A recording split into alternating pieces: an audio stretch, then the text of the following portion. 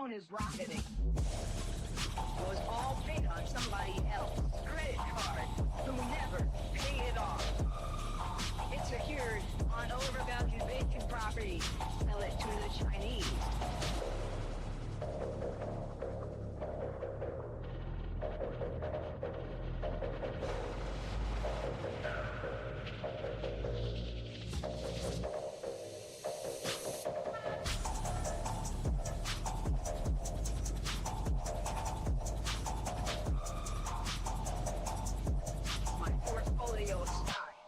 I don't own is rocketing. Was all paid on somebody else's credit card who never paid it off.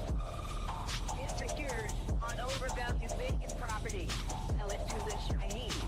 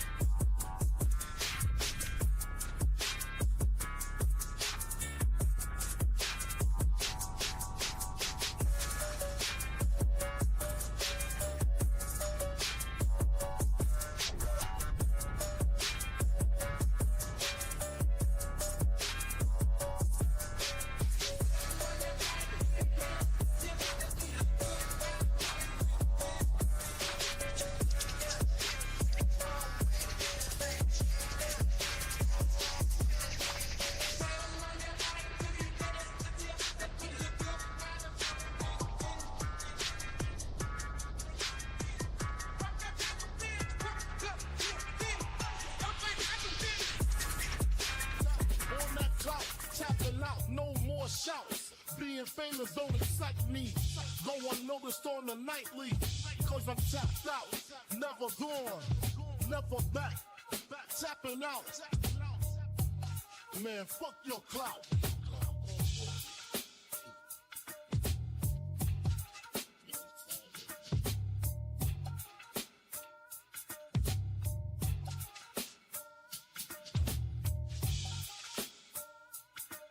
Cause I'm tapped out. Never going, never back, tapping out. Man, fuck your clout. Fuck your image. Values in the Plymouth, 92 tapped out. Credit card maxed out, tapping out. No credit and proud.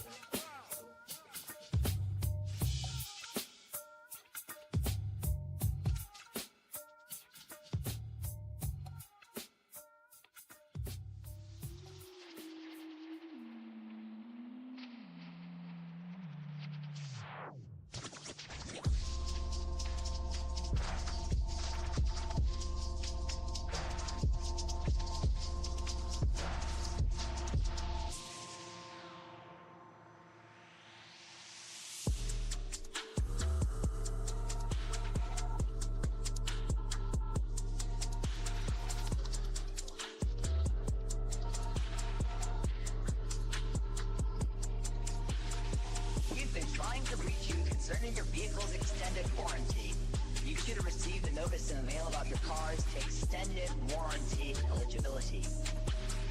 Since we've not gotten a response, we're giving you a final courtesy call before we close out your file.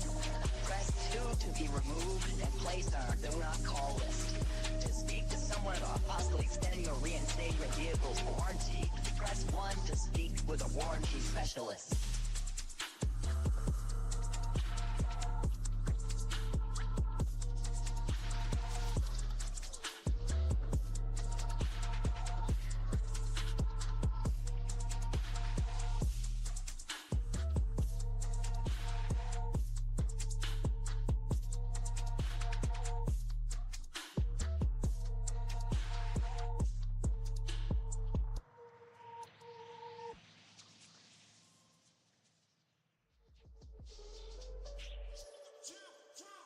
You're listening to 5below5.uk radio. I put this together with all the tracks I've built over the last few weeks. Thanks for listening. You can check them all out on my SoundCloud and on Bandcamp. So why not go over to 5below5.uk and check out our YouTube tutorials as well.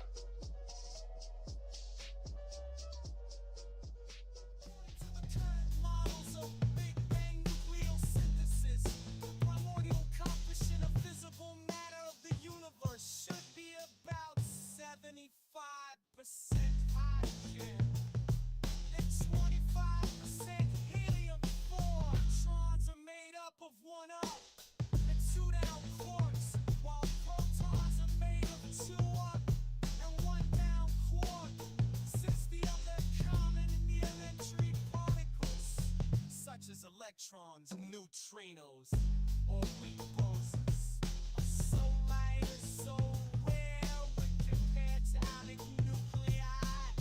We can neglect their mass contribution to the observable universe's total mass.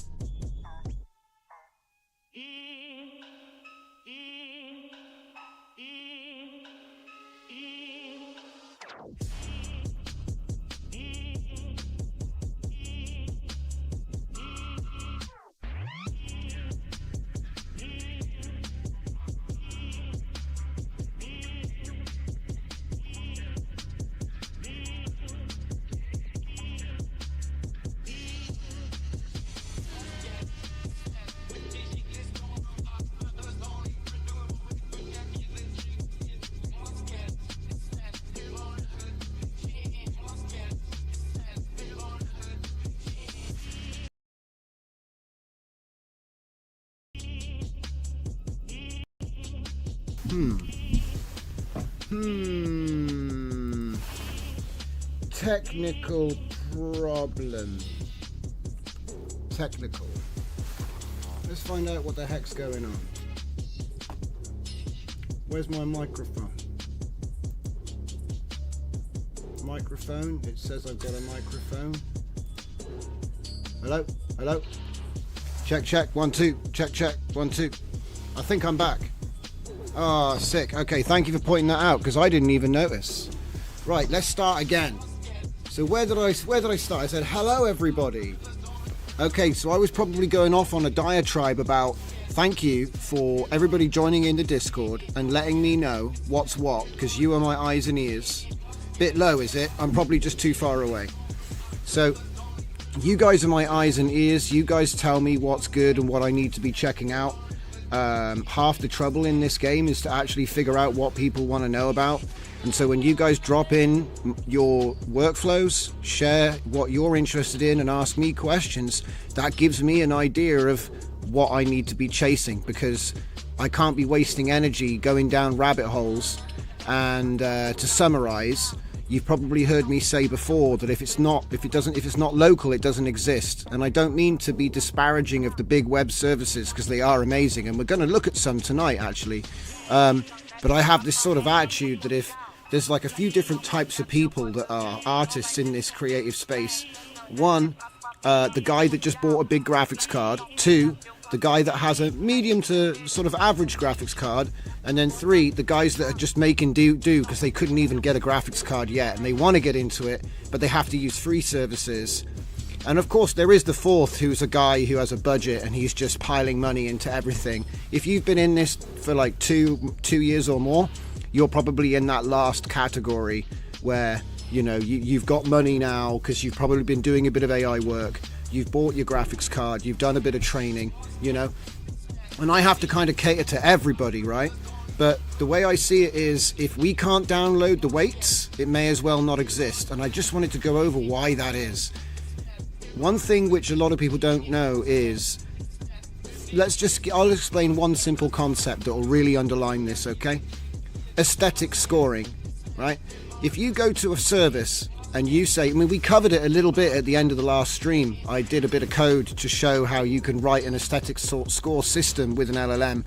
And what it does is it essentially says, user has generated images.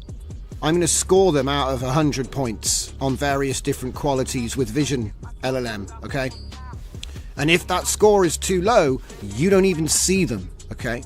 And that's how services like Midjourney can make sure, or used to, I'm sure it's much more complicated than this now, but a start of understanding what's going on with the cloud services, they're actually doing aesthetic scoring on the outputs before you see them. So you only get the good ones, okay? And that's why you can't get ugly women, okay? One of my sort of blind tests was go to a web service and type 3 ugly sisters. You know, like witches, or like the 3 ugly sisters from Cinderella, and they're all hot, okay? And the reason was because they've got this aesthetic score system running between your prompt and the output that you actually get back. And what that means that you're not even getting the real output. You're getting a sort of curated output, which is great if you want to get good quality, but it's bad if you want to compare models against each other. So, like I said, once we get stuff on our machines, and of course when you run it on your machine, it's like it's going to need a certain amount of power to run, right? So, you know, sometimes we can't have it all. Like, you're never going to run Kling 1.5. You see what I mean? You're never going to run Kling 1.5. I expect that probably takes like 4 H100s just to run, you know? Yeah, exactly. You guys are getting it, so yeah, I will read out your comments as well now. It's not just, where's your mic? Because yeah, that was silly. I plugged it all in and it just had nothing, no signal. So I'm glad it's working now, guys. So anyway, that's enough of the intro. Let's get into some stuff. Boom. Right, so the first thing I want to show is Kling 1.5. See, there's my segue. So what I've done here is I've got a couple of outputs.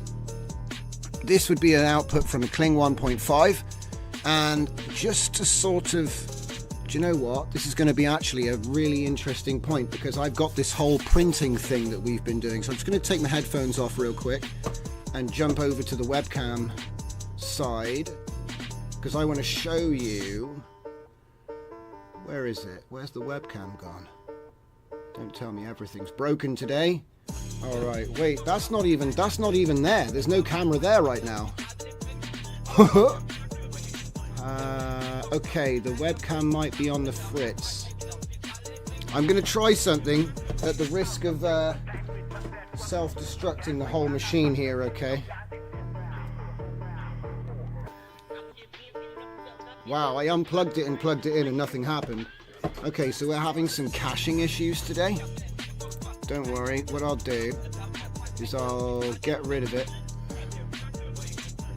Yeah, get rid of it, and then we'll add it again and see if we can get it to work. And if we can't, then I'll just skip this bit. We want the webcam, please. Hey, there we go, we're back in action. Right, let's move that over here. And can we make that a little bit bigger? So what I wanted to show you wasn't my collection of brushes. And I might get quiet because I'm going to be moving away from the microphone, so I'm going to just turn it around.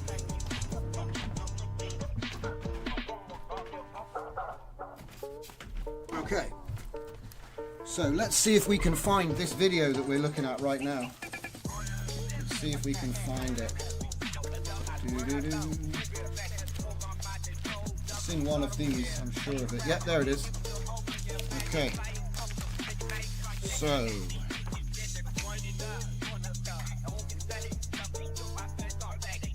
can we bring down any more than that? Right. So. Alright. So then, let me just grab these headphones back. So, what I wanted to introduce you to was the idea that once you've got your generation, there's more we can do with it. So obviously we could put it into image to image with the original prompt. So I've made this image and then I've printed it out, okay, on lovely photo paper in A4, and it looks stunning. The prints that you get from Flux are super sick, right? So nice. And then the joke is you can chuck that up onto Kling 1.5, and I use the same prompt that I use to make the image as I do for the image to image in Kling, and they come out super nice. Hello the Kraken. My brother is the 3D printing genius. He has a 2 meter by 2 meter by 2 meter 3D printer, which he built from bits of metal and stuff himself. I'm not the I'm the not my area of expertise, but I do get stuff 3D printed. I don't know if you saw my camcorder last time. It has a 3D printed mount for a DVR, and so yeah, I love 3D printing. I'm a big fan of it, and in fact I do have a tabletop board game in the works which is 3D print friendly. So the idea is we give out all of the 3D print blueprint, like the model files, and then the community builds their own stuff. So it's like outsourcing the whole thing. But again, I've been waiting for the image to 3D stuff, so I've got models that will estimate the units, but they're only images, and I'm banking on the future in a lot of places. And I'm hoping you may have seen some of those models. They're called Ascendants, but it's loosely based on the 40k style. Do you know what I mean? So it's like there's a lot of similarities there, but it's based in my Paradistro universe, which is the megastructure which I'm always illustrating. So I'm trying to like bring it all together, and what I want to do is show that anybody can do that with their own stories, and I want to be able to demonstrate everything one day, you know? But we're kind of banking on the future right here.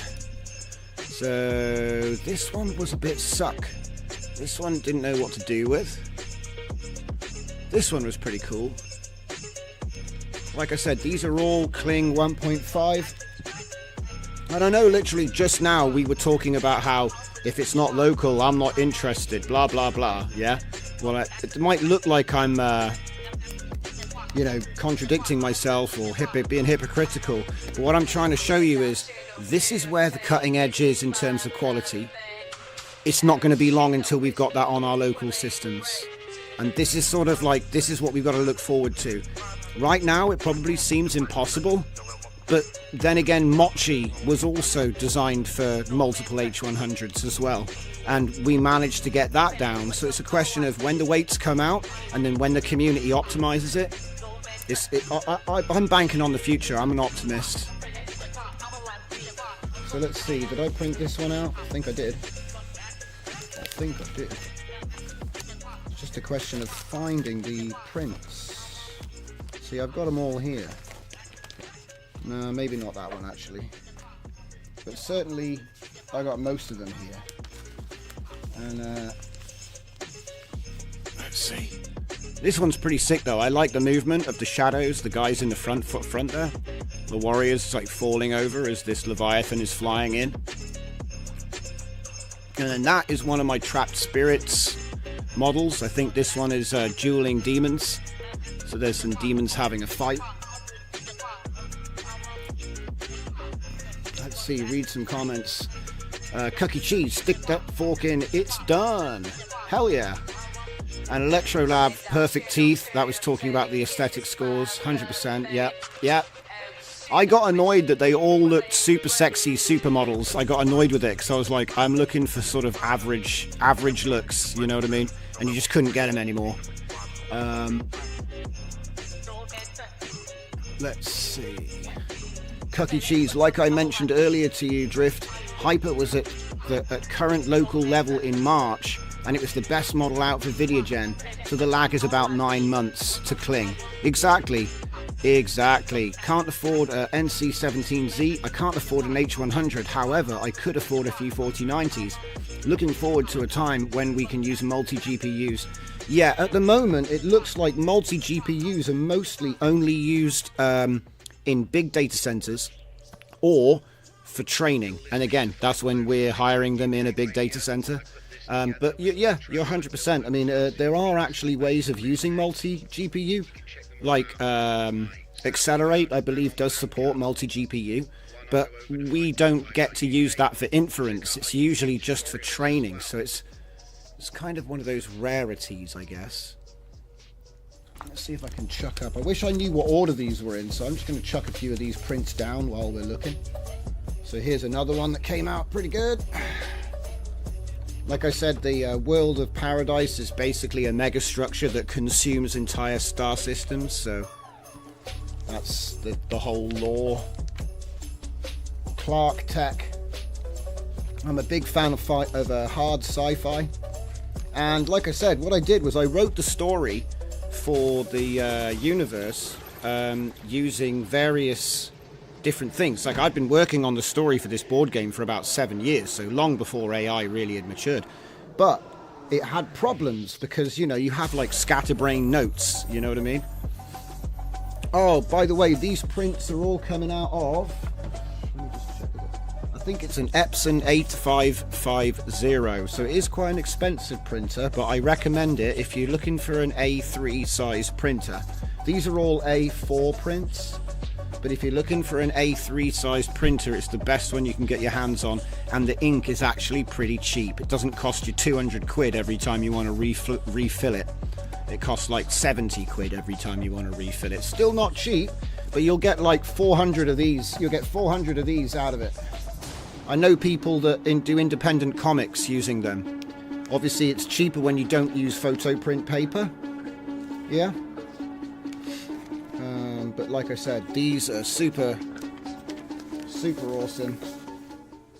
I'm just going to keep putting the prints down while we go through these videos.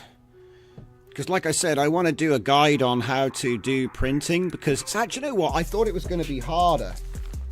This is the cover art for my new funk album.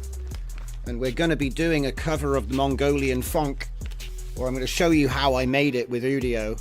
Because the thing is, I'm a tutorial guy, okay? I'm not trying to say this is going to replace being a proper musician. Yeah? My cousin actually plays live, and he does really well. He knows how to play a lot of instruments. I only know how to play a few instruments badly. And he's right into that scene. I think he opened up in Paris recently, which I'm very, very proud of him. I'm sure all of us are. And the thing is, I'm not going to name drop him because, you know, I'm cool like that. But the point is, I'm all about artist empowerment, and I think that if you can use tools, new tools, because I'll just give you some background, right? When I was growing up, MIDI sequencing just came out. So everyone was starting to be like, you know, all of the anti-AI stuff that we get at the moment, you know, against imaging and video and music. They were saying the same thing about CGI and MIDI sequencing in the early 90s. And just look at it now. All movies have got CGI. Almost all music uses some kind of electronic, you know, MIDI sequencing. So it's just a sign of the times. We're going to be moving in that direction, I think. And it's still very early. It's very early right now. So yeah. Let's go on to the next one. That turned into a PC case. I was annoyed. So let's take a look at some questions. Let's have a look. Can't afford the thing. Prints look banging. Yeah, I was really impressed. I'm happy as well because you never really know what the print quality is going to be like. But I do highly recommend the Epson 8550. I think it was. Epson. Yeah, maybe I'll go and have a little wander and look at it in a minute. But yeah, I'm going to do a video showing how to do all this stuff. So, and give people an idea, and then link to the art, link to the stuff I buy. That's part of the plan long term for the channel, is to really sort of give people more information about how to get equipped. Yeah. Let's go on to the next one. Oh, this one came out super nice. I love how there's a little spaceship with the tail floating around the foreground, and you can almost see that skull is kind of alive in this huge structure in the background. Very cool. I suppose it depends, you know, like if you're into abstract kind of stuff, you know, this sort of thing is gonna like be amazing and like right up your street. So let's have a look. Just wondering, are you into VR like Quest 3? Because now you can use AI to turn image video into 3D, says Billy Nom 8. And yes, I've got a Quest. Let me just see, which one did I have? Yeah, I've got a Quest 3. It's sitting in a case in the corner looking dejected because we've been so busy with all this other stuff. But yeah, I've got one. Mostly used it for like sim drifting. So I drift with the wheel. Good times, man. Good times. Much cheaper than spending all that money on tyres, I'll tell you that now. And you can't get crashed into by somebody else either. And if you do, it doesn't cost you like thousands of pounds to fix. I used to be in car sales, so I was lucky not to have to pay for a lot of it. It was all like a promotional thing to try and sell more cars. So. Okay, do you find certain laws and aesthetics were better on various paper types? Like this is all high gloss. Yeah, this is all high gloss, and do you know what? I accidentally printed on the back of one of them as well. But yeah, I do have some prints in... you know, just normal, cheap paper. So yeah, you're 100% correct. Some of these are, well, all of these ones that I'm showing now, these are all coming out of my binder. So I've almost finished, and then I'll get this fork out of the way. I'll chuck a couple of the big boys on the table as well. I'd say that Kling's motion is a little bit hit and miss when you're doing image to video. But like I said, it helps if you use the prompt that was used to make the image. It really does help. Especially if you have very descriptive prompts like the ones I'm using. But if you had like weird artifacts in your artwork... Please don't open the Quest. Yeah, it's true. I haven't got time. I haven't got time for it. Yeah, I haven't got time for it, to be honest. I've got a bunch of stuff. I used to play a lot of gaming and I don't touch it. Steam gets no love these days, but it will do, because do you know what, I will say this, right? Last game I wrote, Steam actually paid me. Can you believe it? It took them 4 years to pay me. Can you believe it? It's partly my fault for not releasing the game fully though. You can get the demo on Steam. It's called Angles. But we never finished it because unfortunately my mum passed away. So I don't mean to bring the stream down, but that's the truth. We never finished it because life hit me. Okay, I'm going to walk over there and see if I can get another print for you to check out. We've got some A3s. You'll probably recognize some of these videos because they are all the same images that we are, you know, showing in here.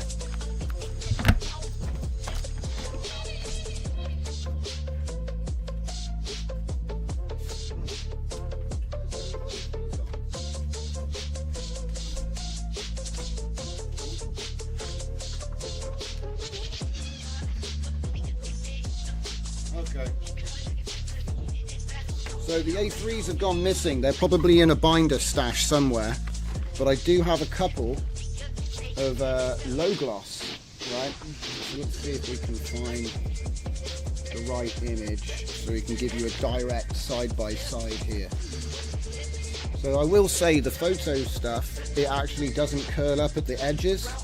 So check that, right? There's your difference.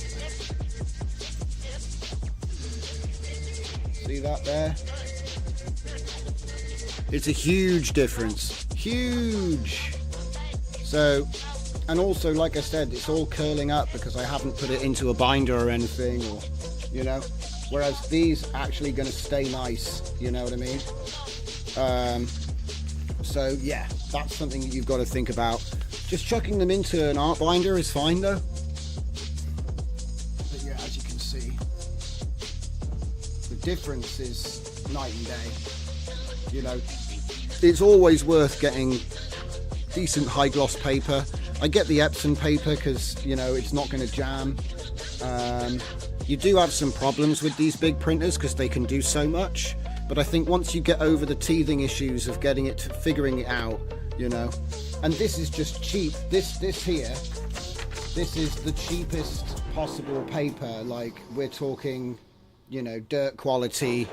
It's the cheapest paper you can possibly get, and there is something in between that. You can get like a higher quality matte paper, and I'll probably be showing off that kind of thing in the big video that we're going to do. So let me just put these away and we'll look at some more of these videos. So yeah, next. Alright, now there's quite a lot of these because after we've gone through my my images, which I've converted to video, that's the same one. Is it on random? It shouldn't be. I must have, yeah, see, you remember that one, right? I showed you that one. And that one.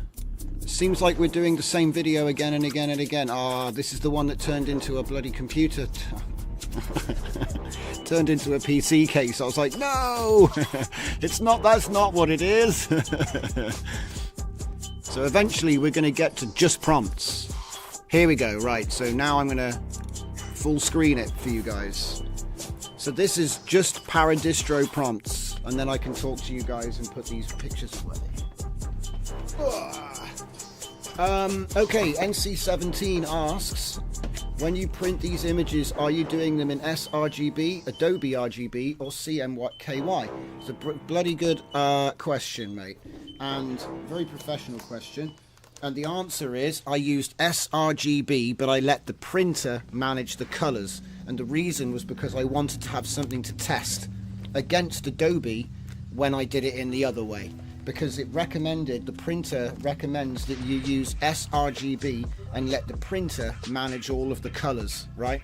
So that's how I did it for the first set of test pictures. You see what I mean? And then I have something to compare it to. So like those pictures that I just showed you, that's what I'll use to compare, because I've got it on good authority from some guys that do reviews on these printers with like 30 years experience that I trust their opinion and all. They've told me that you can actually get much better color or much more accurate color range or whatever from doing it with Adobe settings. You can get a profile for the paper that you use, and you can actually get even better print quality. But like I said, I'm trying to put this all into like a introduction to printing, because I know that all of us are sitting on like 500,000 to 1 million images most likely, and you know, you could easily put out a coffee table book. Yeah, exactly. You could easily put out a coffee table book, just a little gallery, and I do recommend it. Like I've already put up collections of artwork from 2022, and I plan to put another one up this year if I get the time. And basically the idea is like there's something to look at, so every 2 years you'll have like a progression. You know, you can say, this is where I was, this is where I'm going. You know what I'm saying? It's nice to have that progression, even if you just buy it yourself and keep it for your own sort of entertainment. You know, you've got some track record to look back on and go, oh my god, this is what it looked like when I started, and this is what it looks like now. Give yourself a big pat on the back, because I'm guaranteeing it will be significant progression, right?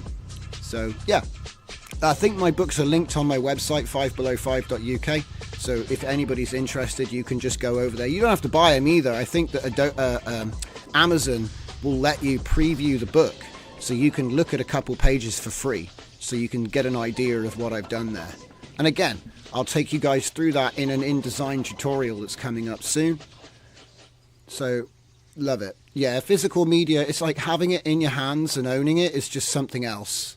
And I appreciate you might not think that you're... It depends where you are in your journey, I think. Right, let's see if I've missed anyone.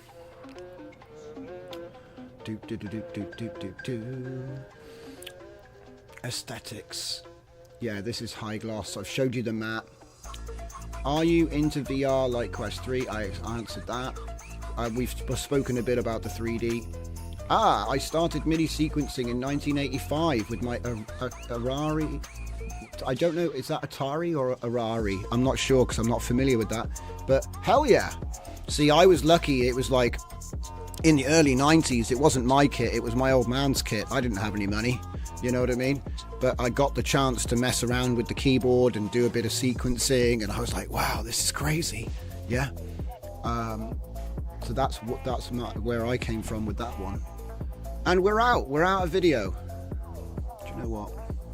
Let me just have a look at those one more time. Where are they? Here. No. Here. Right. So I didn't really get a chance to talk about this because we've just been chatting. So I did a video called the Universe Engine, where I showed you how I made the prompts. So I trained it on the story from my book, or rather the primer. Okay, so it's created the prompts for these worlds, and some of them are a bit nuts. Like this one's a bit nuts. I'm not really sure what this is supposed to be, but that's Kling. It's doing its best to estimate the crazy stuff. But essentially, you have mega structures, building stupendously large things and eating planets and all this kind of stuff. Fully automated machine world, it's post-human, basically. That's the whole thing. So let's see what else we've got. Run some toilet paper through that bad boy. Yeah, I'm not sure if I would quite go that far. But it does have a feeder at the back, so technically you can put anything in it. I probably wouldn't put but certainly you can put like card through it. It'll print onto like CDs. I know that's probably like a thing of the past now, but you can do it. It'll do like business cards, all this kind of business. So. And it has a scanner. I don't think that was really something that was important, but it did have a scanner. So anyway, so like I said, you can look forward to a video on the printing soon. And let's just take this off full screen. Oh wait, you never know, someone might have just showed up and actually they didn't see any of this. So just so you know, if you've just joined, welcome. These are Paradistro prompts. You can find the prompts in my prompt lists on DJZ Nodes repo on GitHub in the prompts folder. And they were all created in the Universe Engine demo, which was, again, I don't want to go too far, but the point is it's based on one of my short stories, and anybody can do it. So we're using Kling 1.5 to generate these, so that is a paid service, I'm afraid. Shucks. But the reason I'm showing it is because this is about 9 months away, or less. 9 months or less, we'll be generating this quality or better, because that's just the way of the space.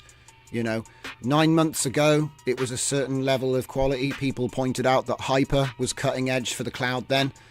Kling 1.5 is currently accepted as the highest quality video platform. Although, Runway just came out with a new model that I haven't even tested. And guess what we're going to be doing in just a few moments? That's right, I've got credits. So what we're going to do is we're going to sign in. And we're going to throw a few of these prompts at it and see what happens. So let's just take this off full screen. We'll put that there until it runs out. Now then, AI software service. So here's Kling. So just so you know, I am building a large collection of prompts, which is going to end up creating a new holographic file system agent, which is going to estimate us the best possible Kling 1.5 prompts. So if you do want to jump on here and check it out, that's something you'll be able to do. However, if you're tapped out, which is one of my tracks that you'll probably hear later, maybe that's not an option. But don't worry, because it's going to come. Okay, so let's just dive into the old runway. Yes, runway. And then I'm going to go over here. I'm just going to literally hit up my Paradistro prompts, because they are all uploaded on here now. We're going to go with... We'll go with Void Chamber, because that one's usually fun. Let's see, we'll get one of those. In fact, no, do that one there. Jump over to runway. We'll just go to generative video. And what's it doing? Gen 3 Alpha. Where's this new one? Gen 3 Alpha Turbo. So now obviously these aren't like optimized for this model or anything like that. 638 credits. Oh man, they're going to be gone. So do we what's going on here? It seems like it wants me to use an image. Huh.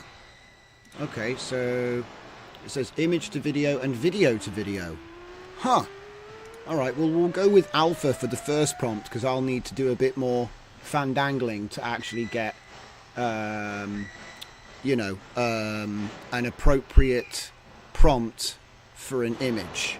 And like I said, I did recommend to you guys earlier about that. If you were to go to your image outputs folder and look for, so while it's cooking, so what I'll do is I tend to denote everything with my, this is why I do my subfolders, guys, with the project pathing, because then I've got an actual chance of finding things. So let's have a look here, shall we? I mean, that's pretty cool. I like that though. Do you reckon we could get him to turn the pages? That'd be cool. What about this one? He looks a bit more Cthulhu. So I'm going to throw... Let's see. Have we got this workflow saved? Yeah, we can use this one. This is an old workflow. So what I'm going to do is I'm going to drop this in here, because I use a lot of prompt lists. Right? Ah! Robert Crumb. Ah, nuts. Do you know what this is? This is a crazy remix system. Did I even actually have a prompt? Yeah, DJ Z S3 captions. Okay, so this is a bad example. Hang on a sec. It's a bad example. That was a dataset mutation project. So that's not going to work. And these are all video prompts. Give me a sec. This is why I'm like, to have half a chance of even finding something. And again, actually, we don't want upscales, because the problem with upscales is they have their own separate prompt. So again, I'm going to have to go into probably master stack. It's in here somewhere. Shout if you see it. Stack master. Okay, Paradistro. Holy bullet. These are compares. So it's not that one. Plus Holy Bullet. Ah, here we go. See, these are the same images that we were just looking at, so we can keep it simple. See this image here? Let's use that. So we drop that one in. And what I do, because I use this crazy sort of combination prompts thing that everyone loves so much. So the prompt was actually a combination of Paradistro Cognimus and Leviathan 0 with 1 and 0.6 on the weight. And then I'm just using Leviathan 0 Epoch 8. Which is the one that was released. So I'm going to copy this, and then we're going to jump over to the runway. Where is he? There he is. Oh, we got a result. Let's see it then. Is it better than Kling, guys? Let me know if you think that's better than Kling. Well, that's not the new one, so let's give him some credit. We'll go to the We'll go to the turbo, post that one in. Ooh, it's too long. All right, we'll do each half with the same image, yeah? And that's going to be fun, because it's probably like 100 credits per spin. But that's okay, we're not going to be here for long. So I'm going to chuck my image in there. Okay. Oh, and it's going to make me crop it. Fine. My images are too big and cool. But that's okay. And then while it's cooking, I'm going to go back. And I'm going to grab just the back end of this prompt. Because obviously my prompts are too big. Too buku. Here we are. So I just changed that for the Leviathan. Because I used both halves, you see. Because I'm loading... Yeah, anyway. I think you guys see what I'm doing. I'm using my Megastructure Universe prompt at 1.0 attention. And then I'm using my Leviathan Style LoRa at 0.6. Oh, let's see what we got. Is it better than Kling, though? Oh, I like the text coming up. It does seem a little bit sharper than Kling, but the coherency isn't as good. I do like this effects, the computer effects which are coming up, though. They are cool. Looks like a silicon entity. Silicon life is cool. So we're now going to do the ZBZ Leviathan side of the prompt. I will say, look how quick this is, though. So Gen 3 Alpha Turbo. Now apparently it does video. So you know what I've got to do, right? You know what I have to do. You know what you have to do, Rico. I got to hit it with the Gopnik dance and see what happens. This is my, right now, this is my go-to test, okay? Because it's a lot of fast motion and it confuses almost everything that you know, it confuses almost everything that you try to test it with. Let's have a look at this guy here. Okay, I mean, there's no rotation. It's not as good on quality, I don't think, but it is fast and it is stable. It's very sharp as well, very sharp. I mean, yeah. I mean, you can let me know what you think in the chat, guys. But you know, it's not bad. I would say Kling still wins. You know, if I go over to Kling real quick, just so I can show you that one on demand, because they're both paid services, so I do think it's fair to compare them when they're both paid, because we have no idea what they're doing in the cloud, right? This is Kling 1.5. You see the 3D, the depth perception of the 3D here, it's really solid. It's maybe not as sharp, but it's definitely more consistent, I think. I mean, look, I mean, it's subjective, do you know what I mean? It's difficult to really call it, but I think this, you know, they're all good, really. So I think it comes down to preference. I just think this might be a little bit more stable. The other one is sharp, but less detailed. Do you know what I mean? And you can still do a lot more as well. We've got first and last frame, and then obviously in the Kling we have all this stuff too. You can draw camera movement. You've got camera movement controls here. It's 10 seconds. It was certainly cheaper on Kling. Kling was much cheaper than like Runway. Look at this. We had 600 credits, and now we've already burned 200 of the 600 credits. So I appreciate I could have spent more money, but we're just here to try and test things, right? So Throttle Mouth says, gotta love a bit of crumb. Hell yeah. It's one of my favorite things to deform or evolve by, you know, merging LoRa's and stuff, is the crumb style. It's a great LoRa. You can pick it up on Civet. Robert Crumb style. Really nice. Lee Poznowski says, I'm a 3D artist getting more into AI, considering creating depth maps from the 3D program to direct the scene object creation in Comfy UI with Flux. Does this seem like a good approach? Yes, it does. Yes, it does. Yes, you can do that. Although I would say you might have just as much success by actually screenshotting your 3D model in different rotations and angles, and then having Comfy do a depth estimation in the workflow. It might be a lot quicker doing it that way, because the problem is sometimes the depth map that you'll get out of something like Blender or, you know, another 3D tool might not be the exact same format as what is going to get estimated by the depth models, that the maps that it wants to have. You see what I mean?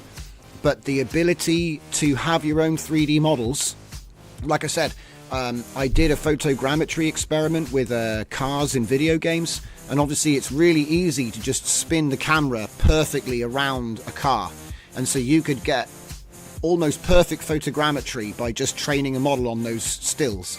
But if you have your own 3D assets, you can place them into whatever scene you want and then take those images, and that can be depth estimated, and then you can take that further. And a lot of people don't have that ability. So certainly if you're a 3D artist and you can set up your scenes, just the screen grabs from different camera angles. Like one thing we did was we put like a bunch of virtual cameras around a scene, plonk stuff in, and just grab all of the stills. You can go ahead and train a LoRa on that straight away. And certainly you could be using depth maps, because think about how consistent it would be. You know what I mean? That's what I sort of think about anyway when I'm talking about that kind of thing. So, we do have Hyper. I don't know if I'm still live on Hyper. Let's find out if we've got any credits. It might be that I haven't got any, guys. How's it looking? I don't want to go to X. I want to do the thing. Okay. Hell yeah. Dinklage Morgoon. This was a pretty old video I did ages ago. It had a music video and a soundtrack and everything. His name was Dinklage Morgoon. And we put together this whole music video of just slow motion screenshots of this sort of cowboy that doesn't exist. Do you see what I mean? It's pretty funny. We based him on this model. There's this model. Oh, I forget the name. What's his name? Michael. His name's Michael. And we based the imagery off of that guy. And then asked for a bunch of... Oh man, and there's my Not the True World look. God, that's going back in time. Got some Spirited Away. We got some more anime. There's my Assassin Carb. That's my test model that anybody can download and train with. Okay, so we've done enough diversions. It's time to show people something else. So what we're going to do is we're going to switch up gears and we're going to head over to Udio. Let's have a look. Lee Posnowski says, awesome tips. I'll be testing the next days. Come and jump onto our Discord. Like I said, we're always willing to answer the questions. I love it. And like I said, I need more eyes and ears. So, you know, whenever you guys are telling me what you're interested in, that's like the pulse as far as I'm concerned. And that's where my focus will be. Also, like I said, my whole existence is basically to fill in the gap between the engineers that don't necessarily put a description in their projects and you guys that want to actually use them for something creative. So that's pretty much where I fit into the mix. Throttlemouth, did you try that Hugging Face instance on Google Cloud? No, I probably didn't, and the reason is because I don't have any Hugging Face credits right now. But I'm sure I'll get round to it if you tell me, if you say to me, hey, what about this thing? Maybe I will get round to it. Just bug me with stuff, and I'll add it to my list. Right now I got a big old list of stuff. Like I say, the Detail Demon is probably the latest thing, and I got 100 workflows I got to update, so that's going to take a while. But I don't like, you know, I don't like just hammer stuff into the ground. I usually do a little bit, and then I'll move round, and a little bit, and move round, and we have a big wide circle, like the turning circle of a super tanker. So it takes me about 10 miles to get back to where I started, but I do get back to where I started. So just remind me, and that'll make sure it stays on the list. All right. So once again, thanks to everybody that's joining on the stream. We got a request about how the hell do you make the music. That's the music you're listening to right now. I would say almost all of it has been made with either Suno or Udio. And I do know that Suno actually has a new model, right? But I don't... How do I put this? I know that Suno has a new model, and I tried it, and I didn't have as much success as I have with Udio. So what I'm going to be showing you is the process I use on Udio. Now, my computer is streaming from a different box, right? So you're not going to hear the tunes that are coming out. But what I plan to do is show you the process, all right? Because the process is more important. Anybody can try it out.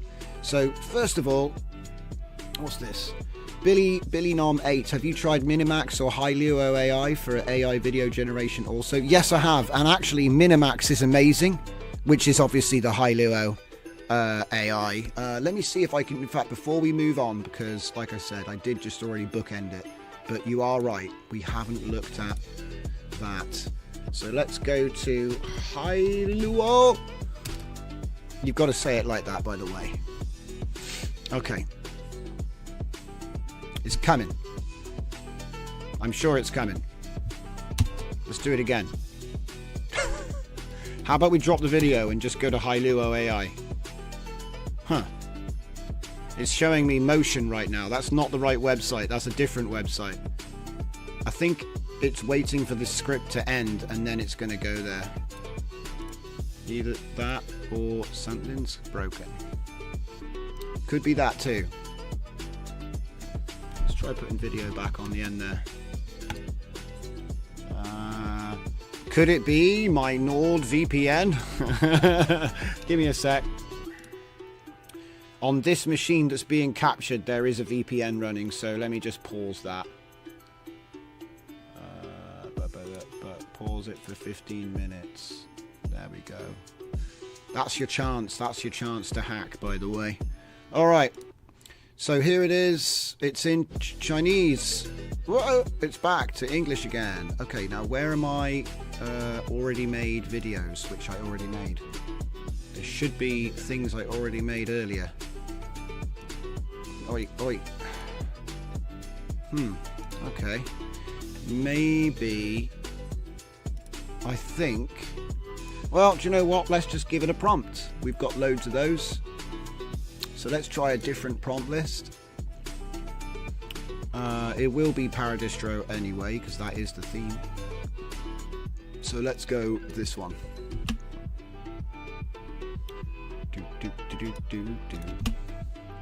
Within a cell's memory archive, holographic records flicker to life, displaying Earth's final days. A vast chamber's crystalline walls shift from opaque to transparent, revealing layers of stored data. Maintenance intelligences move between the towering data stacks like luminous threads, their forms casting prismatic reflections through the archive's filtered atmosphere. And it's gonna enhance my prompt. That's something that we talked about at the very beginning of the stream, and this is why you can't really fairly compare the different AI services, because, you know. Oh, mine. Thank you guys. Cheers, Lee. I didn't even see it. I was like, mine. What's that mean? So, do you guys remember the golden surfer? We did this with Mochi. All right. So obviously I've used the same prompt to generate the golden surfer man surfing on the sun. So there he is in Minimax. And the thing about Minimax, if I remember right, is it was a bit hit and miss. Yeah, Mega City Market. Someone selling memory chips. So you can see the prompt there. Yeah, it was a bit hit and miss from when I remember. It was really good, but sometimes it would kind of derp out. So what do we got? A battle-worn paladin kneels in the sacred grave, communing with her deity. Yeah, it's pretty much what it is, right? Here's another one, cyborg mechanic. She's adjusting an anti-gravity core. Yep. Like I said, it's pretty good. Pretty good.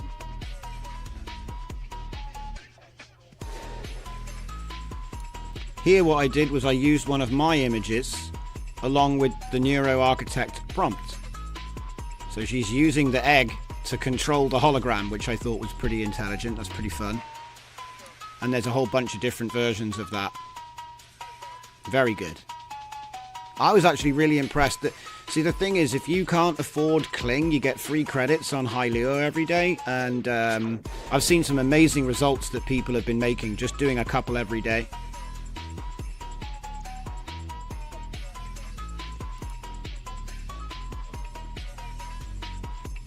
Can't believe it even kept the quality of the face to a certain degree. It's very stable.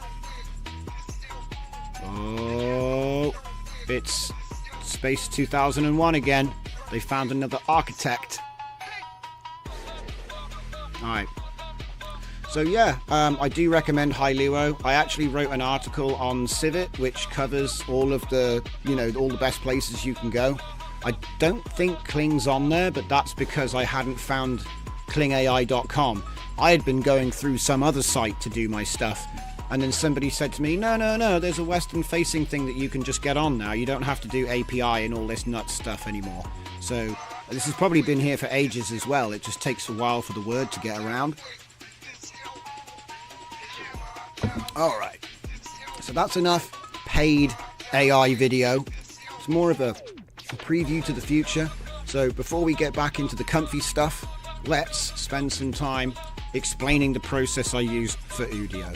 Now, the first thing you're going to have to do is keep yourself a list. Okay? And you might ask me, well, why is that? And the thing is, because you're going to generate so many tracks. The cost of this is cheap. If you look, the new 130 model is only 4 credits for 2 minutes and 10 seconds. So that's the first thing you're going to want to do. Now, I would say when you're learning the system, you don't want to do lyrics or auto-generated. You want to get used to how the instrumental, so you can really get used to how the beat is going to get made, okay? Because once you got a feel for that, you can mess around with this later. This is like another layer on top. There's nothing wrong with diving into it straight away, okay? But I'm just saying, like, if you want to learn this stuff, you might want to just experiment a bit first. And you get, like, I don't think I'm paying a lot. I think I'm paying like $10 a month or something. And they've just built up, because obviously I'm not doing it all the time, right? Every couple of weeks I'll go, oh, I fancy making some tunes. So what I might do is I might say, let's say we want to do some techno, right? So we'll say techno, and look, it's going to automatically suggest stuff, right? So maybe I say, and it can keep going, right? So maybe I say I want to do some acid techno, right? And then maybe I want a bit of jungle in the mix, yeah? So say I want to do jungle drum and bass, we'll do that next. And then maybe I'll throw in something crazy. All right, now you probably just want to work with like 1 or 2 and mix 1 or 2 at first. But what I like to do, because this is why I'm showing you this, I like to mix just 3 genres, okay? But then I'll deliberately misspell the last one. So I already told you about this in the last stream on Sunday. I like to use Russian folk music, but then I spell Russian wrong, okay? And the reason for that is because it's going to give you another set of instruments that will go well with the other 2 that you're combining, right? Now, from here, it's pretty simple. Manual mode, so it doesn't do, just like with Kling, they automatically do stuff with your prompt. I want it to be just this, so that I understand what it is that's happening, okay? You know, just have control over it, right? Throttlemouth says, Kruder and Dorfmeister style. And then what we're going to do is we're going to say instrumental, we're going to say 130, so we get a good 2 minutes and 10 seconds out of it. And then we're going to say features. Now, for the clip timing and the lyric timing, because we're doing instrumental, you don't really need to worry about this too much, okay? For the style reduction, this is a new thing. I might say, I don't want rap, yeah? So I might say, I don't want rap. And you can comma separate them as far as I'm aware, right? So I could say rap, hip hop, but this, the more, this is just like with images, the more negative tokens that you put in here, there we go, it's actually done it right now. So if I say hip, the more you put in here, the more it's going to impact the generation. So I tend to just put 1 in if I'm going to do this. I'm not going to bother doing this right now, but it's worth saying this is a negative prompt, basically, all right? And yeah, you type in the thing and then you click on it and then there it is. You're not going to get any hardcore hip-hop memory in the generation of your acid techno drum and bass Russian folk, which is spelt wrong, okay? So we're going to leave that alone. Now, for prompt strength, sometimes I like to put the prompt strength up to about 60, okay? but that basically means it's going to listen to this more. That's all, right? For lyric strength, we're on instrumental mode, and that's another reason why I recommend doing instrumental first, because you don't have to worry about a lot of the complication here. Obviously, we've already picked this one. Clarity, it actually sounds worse. If you put that up to full, it's going to sound worse, okay? So leave that at around 25, which is what the default is. For the seed, you can actually say, I want seed 100. But just bear in mind that if you were then to come and re-roll it, you're just going to get the same thing. Because it is actually deterministic generation. So, you know, if you accidentally do the same seed twice, you just spent a credit on the same thing. You just get the same track, okay? So -1 is actually a pretty good shout when you're first starting this. I just hit random, not random. That one, the one in the middle, yeah? So that'll just give you a random seed every time, as opposed to a random seed this time, okay? So it's an interesting thing. I do, however, put it up to ultra because it's so fast. It's so fast that this is just going to give you a higher quality sound. As far as I don't think there's a drawback, because you know you might want to put it there to make it quicker, but it's so quick. You'll see in a second. So from here, I'm just going to hit create.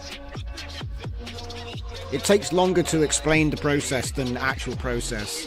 So now what we're going to do is, for example, I'm going to keep on going.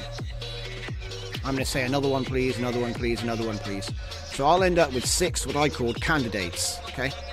And essentially they're all going to be acid, techno, jungle, drum and bass, Russian folk. Now I can't play them to you because there's no sound hookup from PC1 to PC2 yet.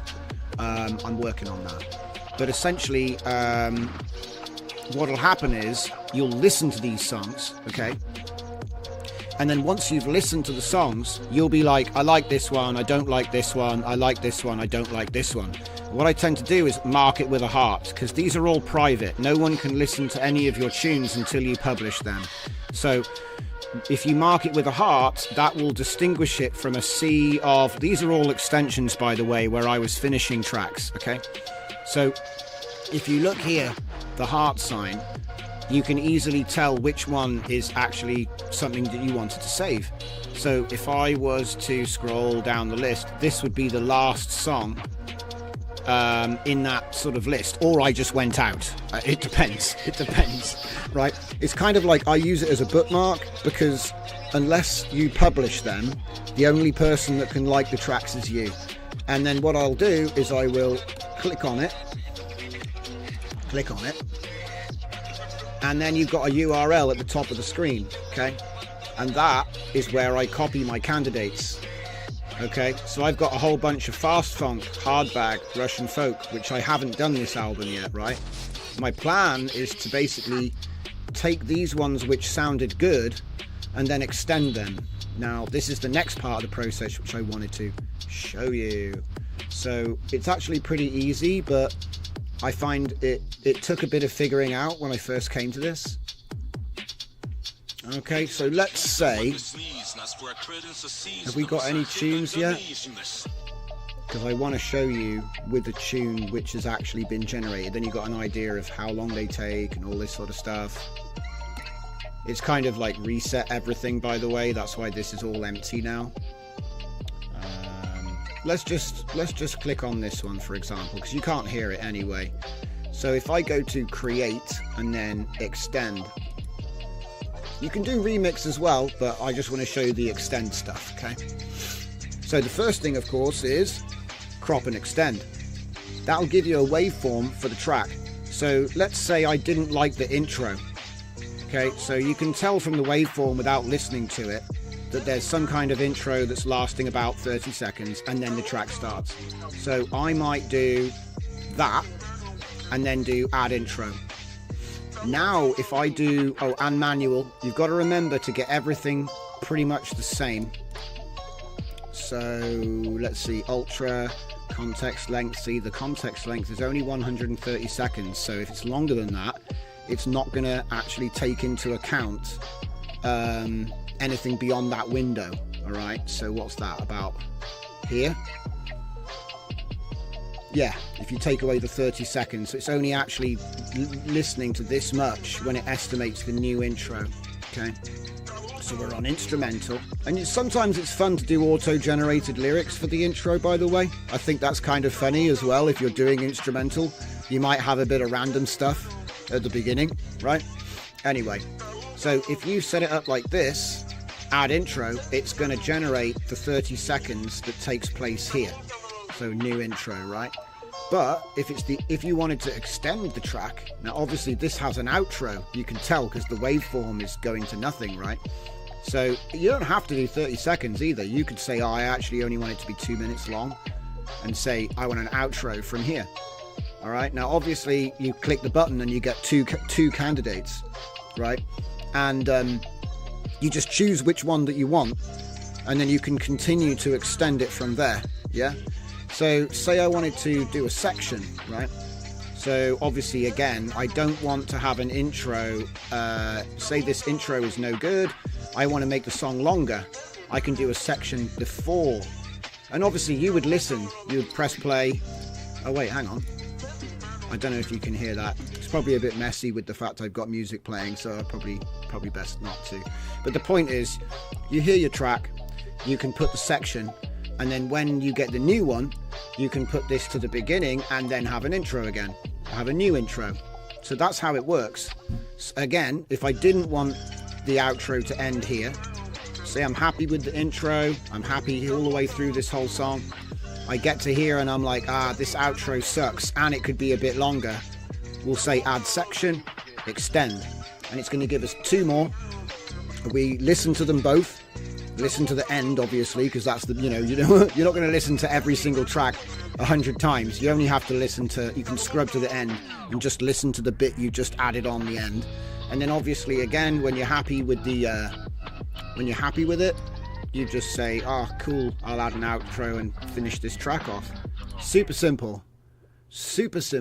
And like I said, that's one of the reasons, because if you come and look at my creations list, it's a bit long, and it doesn't take long for the auto-generated name system to just break. If you noticed, everything's called the same thing, pretty much. Okay? Because what you're doing is you're adding 30 seconds, and like some of them aren't good, yeah, so they don't make it, but you might have to re-roll. So say I do outro, extend, it's going to give me 2 new ones. I can listen to them, and if both of them are crap, I just hit extend again. But I'll be honest, it's got a 50-50 success rate to my ears anyway. It depends what you're into and what music you're generating with, I guess. But there it is. So obviously, when it comes to actual lyrics, auto-generated, it's pretty obvious what that is. It's going to generate lyrics for you based on whatever the genre is, But you can write lyrics.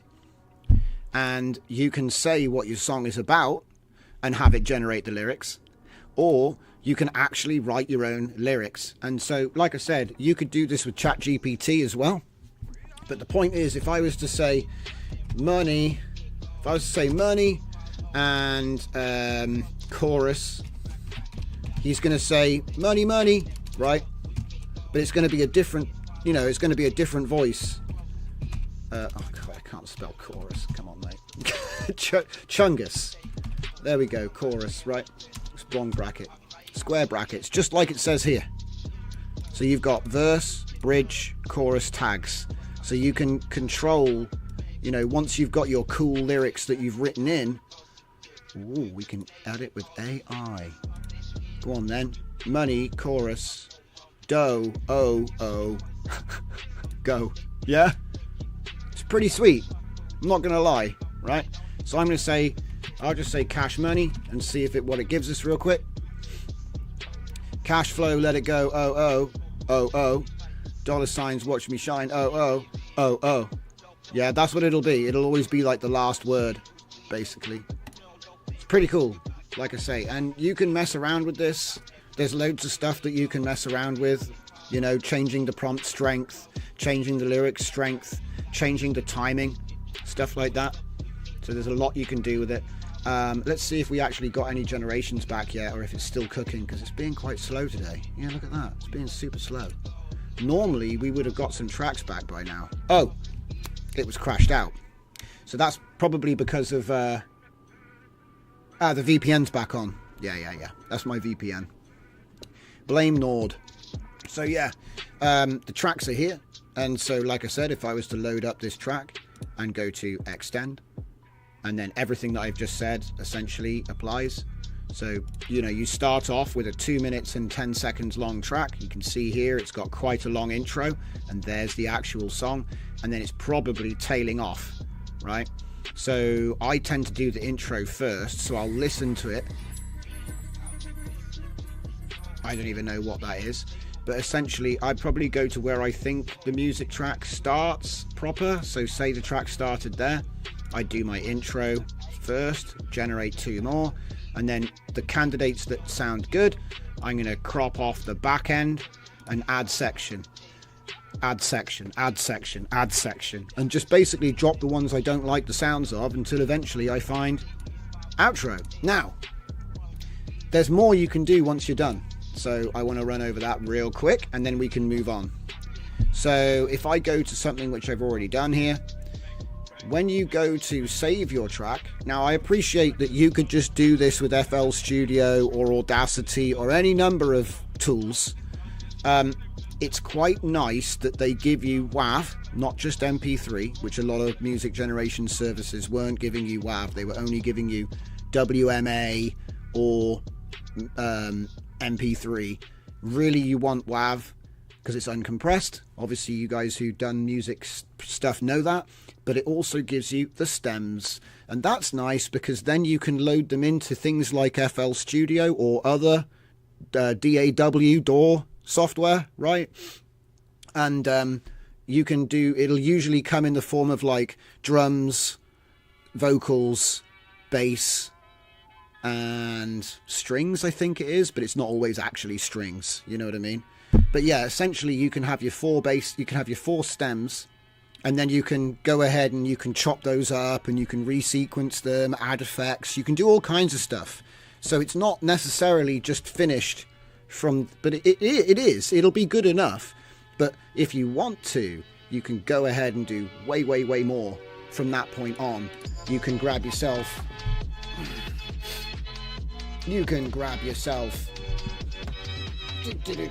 one of these. They cost about 30 quid. Yeah, you got your pads, you got your jogs, you got your keyboards, you got your knobs. Sweet. And like I said, this one is just a simple Rock Jam RJMK USB keyboard. It's not even a proper one, you know, it's like a mini keyboard, but it's everything that you need. It's got loop, it's got all the stuff you want. If you've ever seen Beardy Man and people like that on YouTube, they do their entire act with stuff like that. So there it is. You know, that's the scoop, guys. If you want to, and like I said, every track that's playing on my radio station was made with either Udio or Suno. I might have done mastering in either FL Studio or Adobe Audition. You know, I might have like done a bulk action on it, but often it's just as it came out. I like to have a lot of demos so that you know this is what I can expect to, you know, if I want to make some music. And to be honest, when I first did it, I was actually thinking to myself, hang on a minute, I can not get flagged for copyright? That's an excuse enough. Because it was getting really complicated clearing all the samples, guys. I used to make music and I was like, man, I was getting flagged for stuff which I thought I had the rights to. And I'll be honest, it was getting annoying. Yeah, Beardy Man is pretty cool. There's a whole bunch of people like him as well who I got a lot of respect for, but they've done their entire act based on, you know, basically a looping keyboard. So a couple of samples on a laptop and you're away. Alright, so that's pretty much everything I got. If you've got any questions about Udio, throw them in the comments, but we are moving on. Let's talk about Kijai. You guys know him. You've all heard of him. He's the man of the hour. And if you haven't heard of him, you need to know him. This man is probably one of the hardest working contributors of the last 6 months. Ever since February this year, when I started my YouTube channel, this guy just keeps throwing down hits. A lot of my workflows use some of his stuff, so I just thought we'd spend a bit of time, give him a little bit of a shout out. Oh, my coffee's getting cold. It's probably too late for coffee now anyway. So, just go back in time and let's have a look at some of this stuff. Florence 2, heard of it? He wrote the wrapper for that. Cog Video X, Kijai. KJ Nodes is probably his more well-known repo. IP adapter for Flux. Whoa, buddy. We'll have a bit of that. That one snuck by me. Flux Trainer, so that's the ability to train Flux LoRa's in Comfy. Yup. GIM VFI, that's what I've come for today. Pyramid Flow, another video generation tool, which Dr. Diffusion made his last frame nodes for. Mochi wrapper, yeah. So this is something that I covered. It was his wrapper. I just made the workflows easier to use and did a whole bunch of research to try and find the best settings.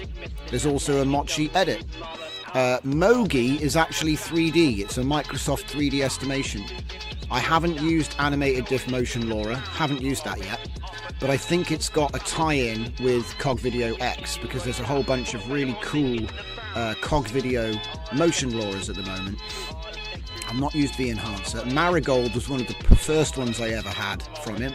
IC Light also from him. Kawaii Colors wrapper, that's my colors pack, right? And it goes on and on and on.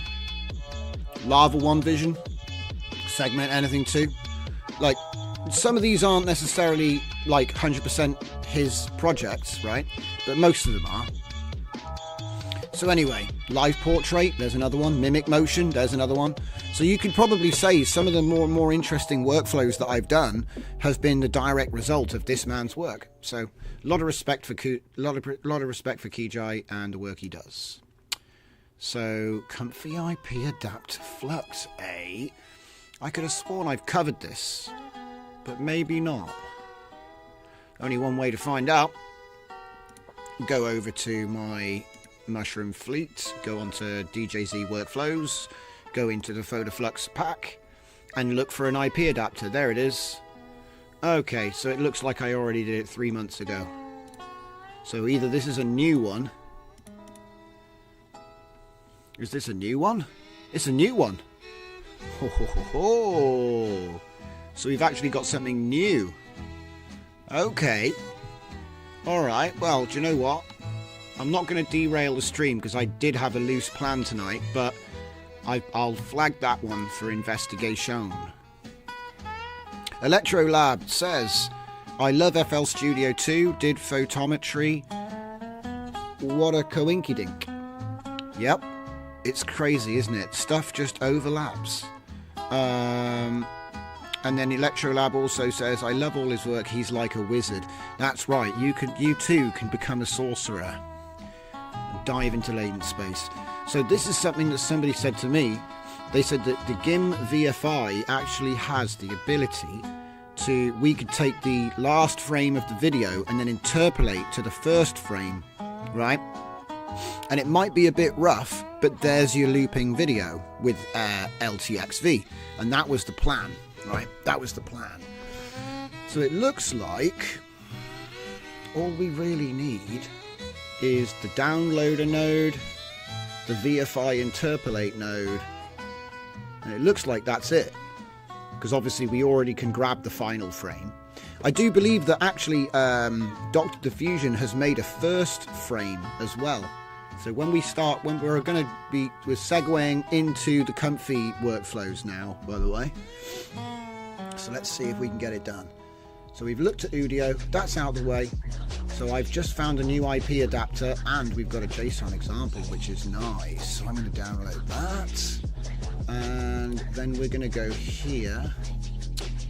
Which one's this? Text generation. That's obviously an old... Oh, wait, this is a private thingy to someone else. That's gone. Okay. I do the occasional bit of work for people, guys. So here we go. It's nothing that you haven't actually had already, though, to be fair. Let's see. Flux Lauracina. No. Okay, what's this? This is something else I did for someone else. You gotta watch out for the work that keeps popping up on my screen. The Holy Bullet? I think we need something a little bit simpler than this. How about we start off with something relevant? Mochi fine tuning. Oh yeah! I keep meaning to tell you guys. Oh, what music's being played right now? Okay, it's probably... Here, let me show you. On my website, 5below5.uk, there is a radio station, and it's playing in the background for us right now. So you can head over to the radio, you can launch the radio, and there it is. I do need to update the background image, but it's my own private radio station. I'll be doing a tutorial on how you can set this up yourself, by the way. You will need a private server to do it, but essentially it's Azuracast. Let me just type that up. Azuracast. If you were asking about the specific track that was playing, it's random. It plays randomly. But there is actually a song history. So let's see if it's currently playing Clearance. It was playing Seven Khans. No, it was playing Camber, which is it's my album 16, volume 16. Yeah.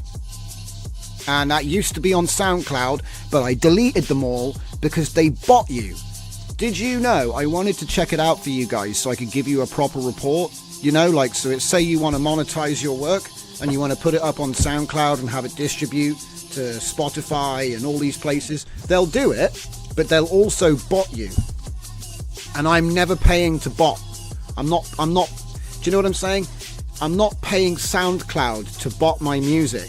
I'd rather just not have it on SoundCloud, actually. So I would have been able to say, hey, you want to listen to this? The album's up on SoundCloud. So what I think I'm going to do is make an on-demand channel.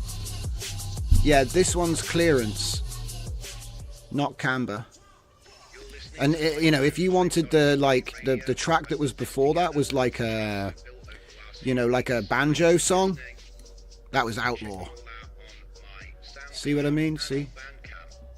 Can I play it again? No, not at the moment, because it's just random. I don't have controls for it like that. I'd have to log into the radio station and like force it, which is going to take, it's going to be more effort than it's worth. But what I'm going to do is I'm going to make a play on demand.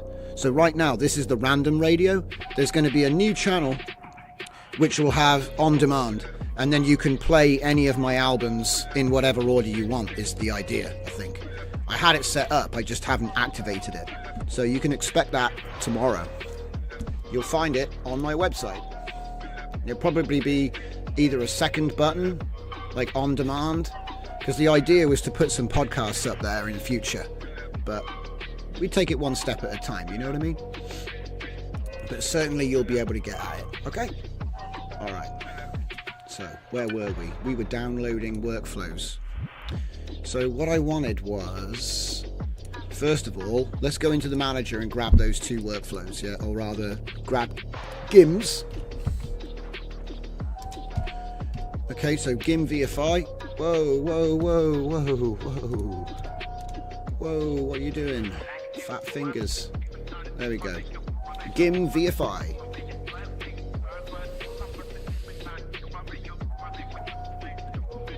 Okay, so that's one. And then I also want to get Keyjai's IP adapter Flux. So I want to get that one as well, because I love IP adapters. They're my favourite thing. So let's see if we can get IP adapter plus. I'm going to have to type it all. There we go. I want that one. Because I was author Shaka Labs. Wait a minute. The plot thickens. So hang on.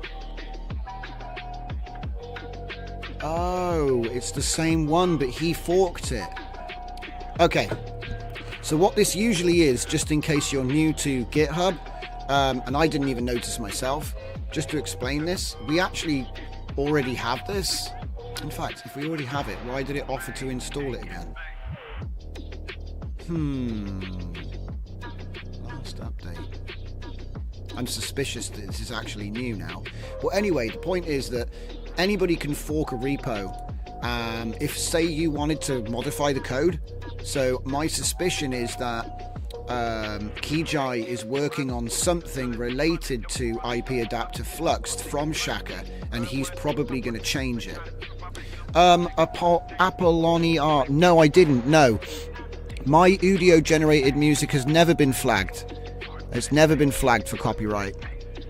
In fact, one time they tried to say that I had a copyright sample. SoundCloud tried to say, not audio, or YouTube. So SoundCloud tried to say that I had a copyright sample, and I challenged it and won, because it wasn't. They give you a sample, they say, oh, we've detected this, and I listened to it and it was nothing like it at all. And I was just like, no, it's not. Challenged it and won. So no. What I said was that SoundCloud bought your account. So you have to pay SoundCloud for a membership to actually get paid for when you monetize your tracks, which they had no problem with. They monetized all my tracks. They had no problem with that. But what I didn't like was the fact that they were botting your account. You know, I don't pay to bot my account. I'd rather not bother. Do you know what I mean? The only reason that I wanted to do it was because they offered a Content ID registration. So obviously if somebody was ripping off your work, then you get told about it. You can just say, I don't mind, go ahead and use my stuff if you want. But if you don't want, then obviously you claim their revenue. And that's not something that I'm into. But certainly if you put a lot of work into making music, I don't care how you make it. If you bash two pots together or if you use the latest AI, that's up to you, in my opinion. Do you know what I mean? So just to clarify that one for you, mate. No, I've never had my AI music flagged. So I don't know, maybe I've given you the wrong impression or mixed up some words there, but no. That's never happened. As far as I can tell, I listen to a lot of funk. I've never heard any of the tracks that I've made in any tracks, because I used to do remixes, see? I used to do funk remixes, right? Where I was literally taking music that's out. So I one of my obsessions there. So yeah, basically no. Yeah, 100%. It's fine. There's no problem. And I think that if you don't just do one genre, if you start smashing genres together, like I was saying, it's never gonna. It's definitely unique music. You're never gonna get in trouble. And what I said, I know where the confusion came in. I said that I used to make music in FL Studio, and I was buying licensed samples and beats and instrument packs, right? And they were getting flagged for copyright. See what I'm saying? So like my licensed music and my licensed instrument and sample packs, they were getting flagged, and that pissed me off, which is kind of why I went into synthesizing music with AI so hard. And early on it sounded like crap. In fact, if you go onto my SoundCloud, I did leave some of my did I leave it up there? Let me check. SoundCloud. I think I might have even taken that down now, because I got so annoyed with this. I got so annoyed with the fact that they botted me. There is only my latest album. There's only the latest album up here. Okay? And they don't like me anymore, because I complained like I gave them a load of stick on the support line. Where are we? Get Funked. There's a bunch of remixes. Radio sets. No, I think I must have I think I've cleared it out, actually. I've even left a little note. Look, delete almost all tracks because they bought your channel. Wasn't impressed, mate. I wasn't impressed. Do you know what I mean? Sometimes I get a bit crazy. I had like a good amount of views and like probably 8 or 9 albums on here. I was paid Next Pro till next year, all of this business. And yeah, they annoyed me. So yeah, there's literally my latest album.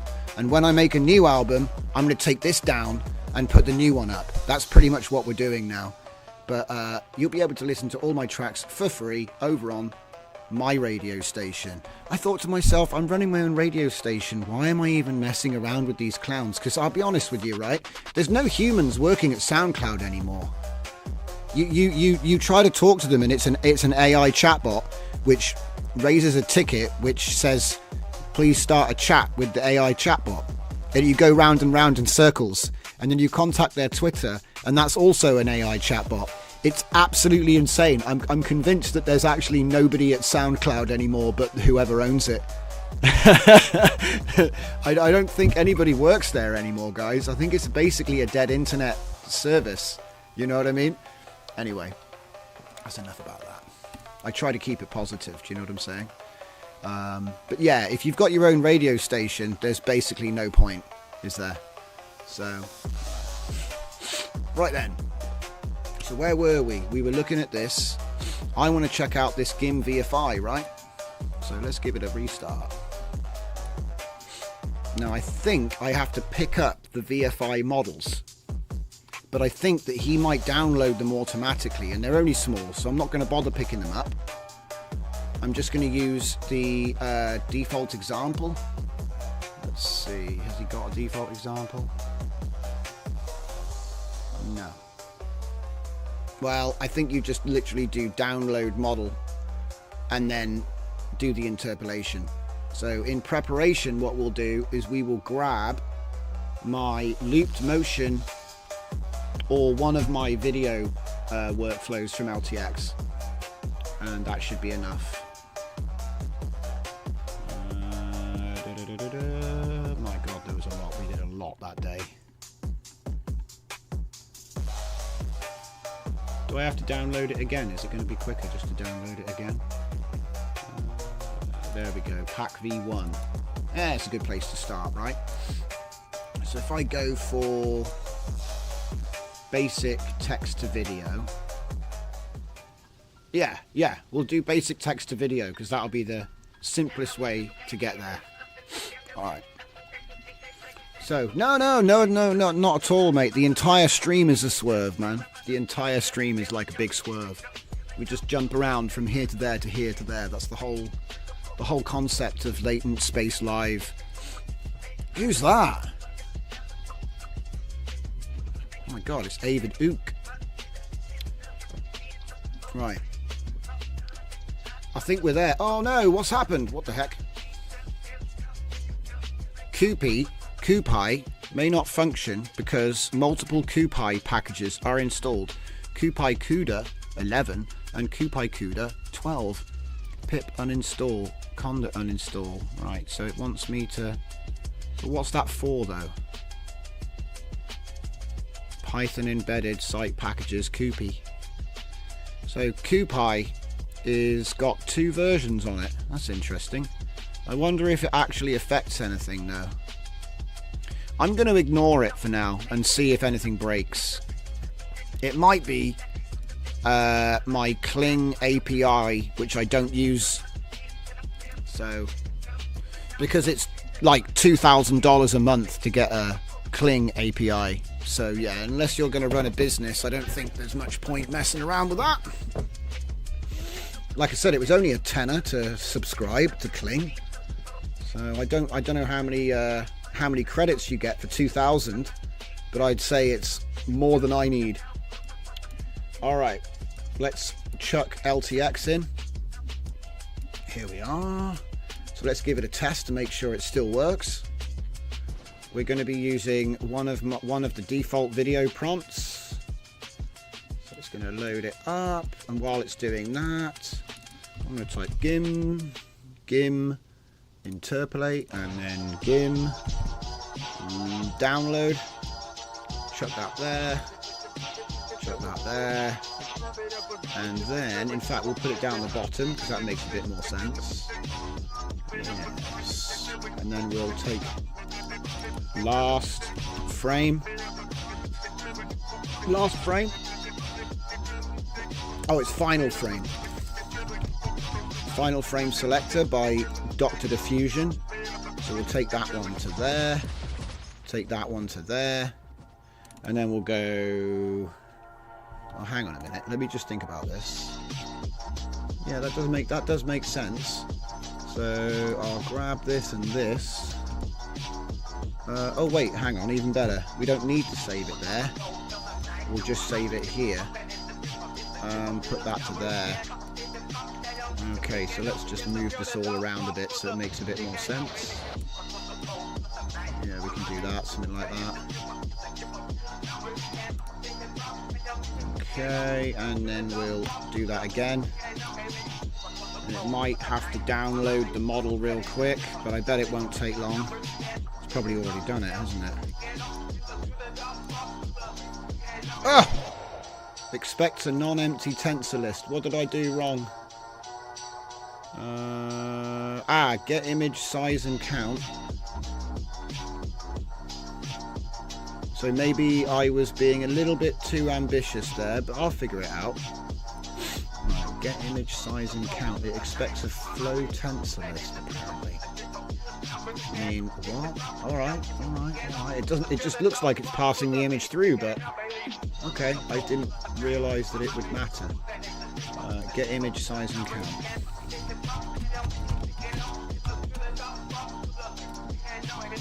Okay. So it's going to go... Is it actually coming from flow tensors? Just double check here. No, it doesn't. Flow tensors goes to a different one. So I'm a little bit... maybe I picked the wrong one. What's that say? GIM VFI FP32. Let's have a look here. Just bring it over so I can read it.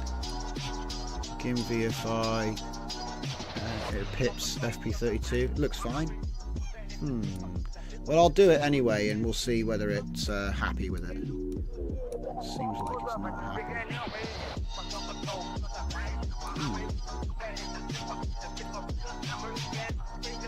Have I messed up something here? It's possible.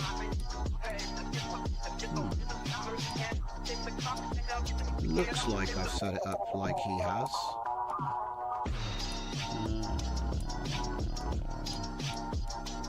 Because what we're doing is we're taking the final frame from this video.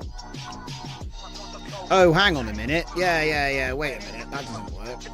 That doesn't work. We're just taking the final frame and then what? So yeah, hang on. That doesn't work. Hang on.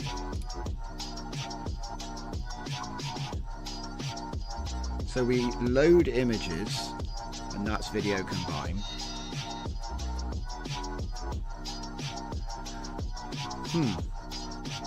That's strange. It should be going from one frame to another frame.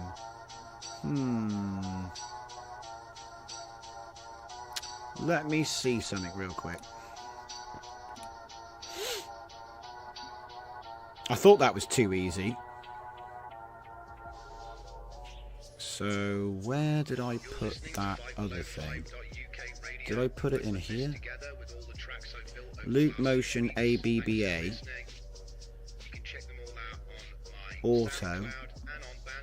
Let's try this one first. I just need to refresh my memory. Real quick. So what's this one here? Okay, we can overwrite that just so I can see what's going on. Move these all here, and we'll grab this. See, if only this actually was a workflow. There is no example workflow as far as I can tell.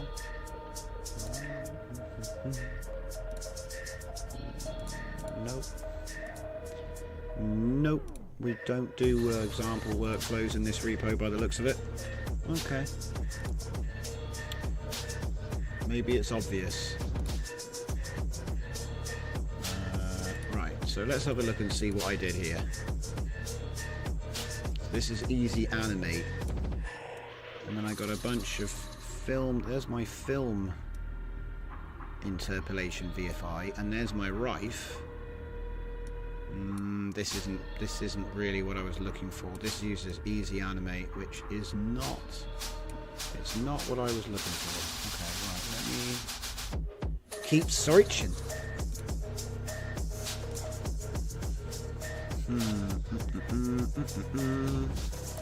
Did I? No, it's not there. I wonder if it's a workflow which wasn't in the pack because it was so old. But I'm pretty sure I have like an ABBA. Let's see if I've missed any. Oh yeah, no, I haven't missed anything. Roto Maker perhaps? Combined video background, no.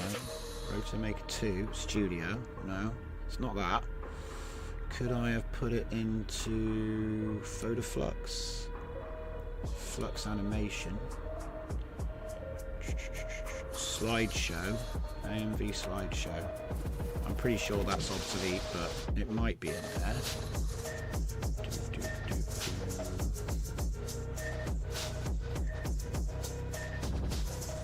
Because I had this sort of graphical workflow where it would kind of animate from one image to the next image. But I'm sure it's not the one that I just looked at. I wonder if it's in... Oh, because I've reset my installation. It won't be in here. Interpolation.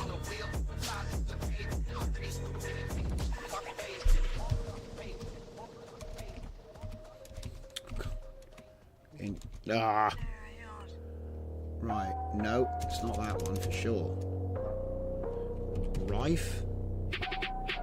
Cog Video Rife 49. Huh. I don't think so. I think that's just got Rife on the end of it. It's not that one.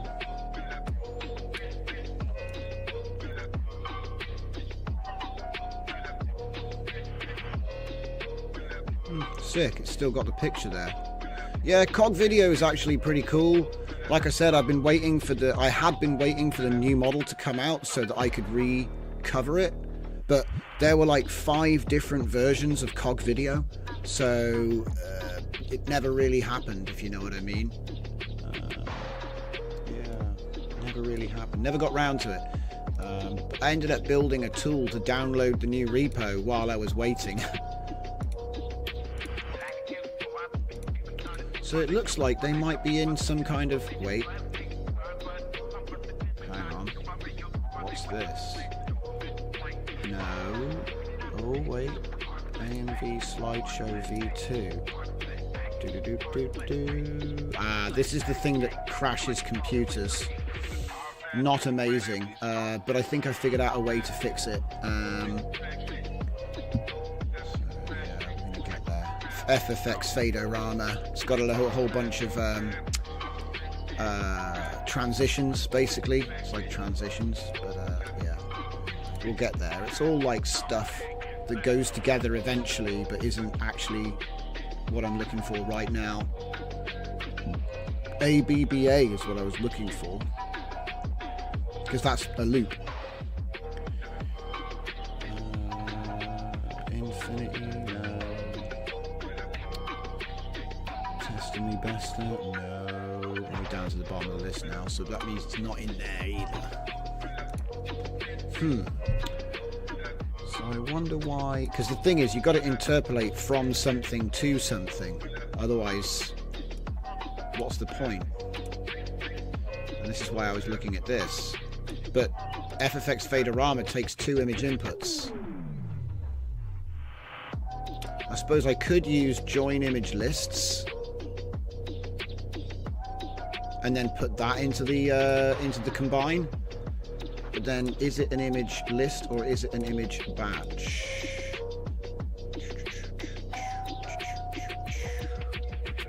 Yes. First frame, last frame. I mean, I could probably put... Right, hang on. I've just had an idea. Wait, what the heck? Oh my god, that's not what I wanted. Right, I'll just get it myself. Okay, FFX. FFX Faderama is one of my little known nodes because if you use too many of them, it'll probably melt the machine. Alright. Now, as far as I know, Dr. Diffusion has brought out a first... Did he do it? Oh, I don't know if he did it. I know that he did the reverse. He did the reverse, I'm sure he did. There, reverse image frame sequence. Right. So what I can do is I can reverse the frame sequence and then grab the final frame, which is the first frame, right?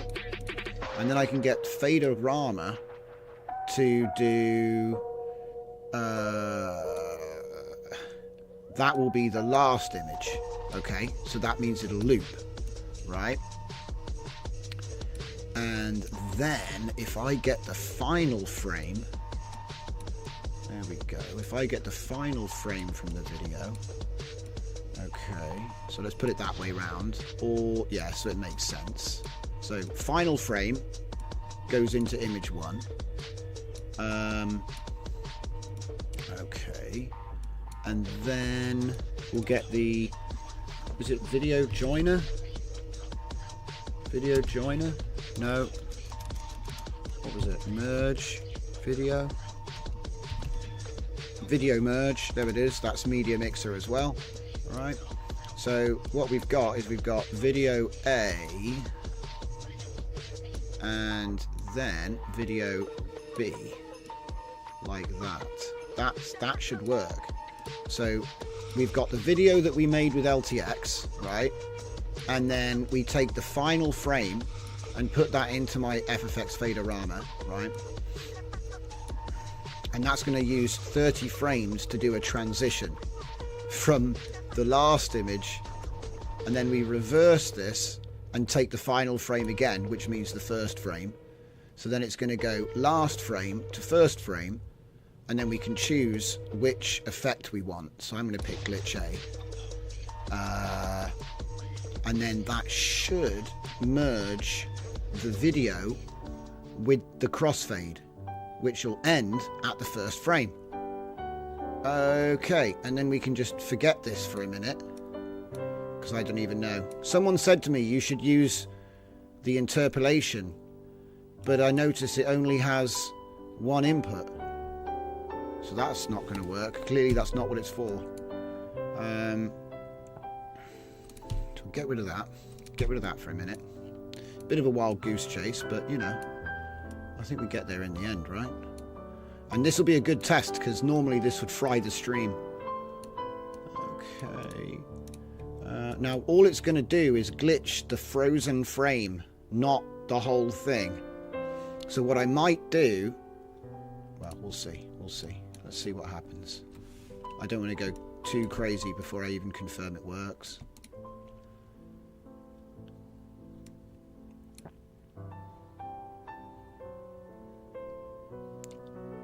Oh, okay. So what's going to happen?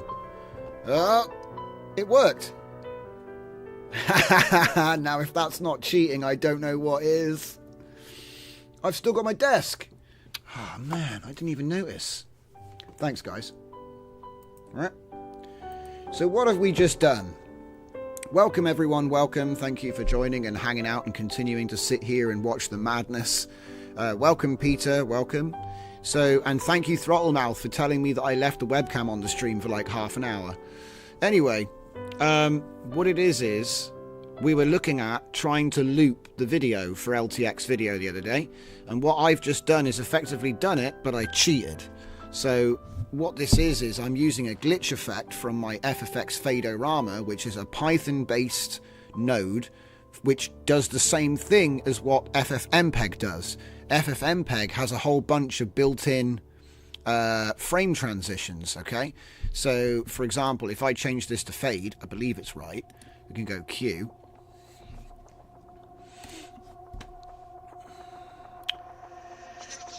You can't see the screen. It should be back up on the screen now. Is there something wrong with the stream again? I hope not. So this would be a fade, right? From last frame to first frame. But what this means is this does actually work. Yeah. I'm here to answer questions, Peter. If you've got a question, go ahead and answer. But I would appreciate it if you can actually see what's going on. There's, like I said, I made this ages ago. It's got all kinds of them. So you could actually do closed glitch doors instead. We'll do a different one. And I will answer Peter's question. Yeah, Peter, go ahead and type your questions in, my man. It's all good. Please do. Here we go with the glitch doors. Yeah. And there you go, it loops. I mean, look, I cheated, okay, but it does loop. I 100% cheated, but it does loop. Oh, thank you very much for telling me that it does. Yeah, definitely. So yeah, type your questions in and I'll do my best to answer them. I'm just going to give this thing a name. So let's see. Let's just call this one FFX. FFX. Fade. O. Rama. Because that's what it is. Text to video. Should probably put it after that, actually. Yeah. Fadorama lines. Fadorama loop. And I'm sure I'm going to come up with other ways of doing this, by the way, so it doesn't stop there. Because now I've cracked that, it actually does work. This is what I was trying to do last night, and I just completely, like, brain-deaded myself, I think. So, okay, X that. Because the thing is, if that works, this is what someone was trying to tell me to do, but they said use GIMS, and the thing is, if you use film, we got frames, and we got... this one doesn't do it either. Hang on. Rife. This one doesn't do it either. So hang on a minute. How did I do it? How did I do it before then? Because I was definitely starting at something and then ending at something else. So how the heck did I do it? It must be that I was passing it through like a list of frames, maybe. Not a fixed image. Because I know I was interpolating from one image to another image. So how did I do that using film and Rife? I don't even remember now. It wasn't that, I know that.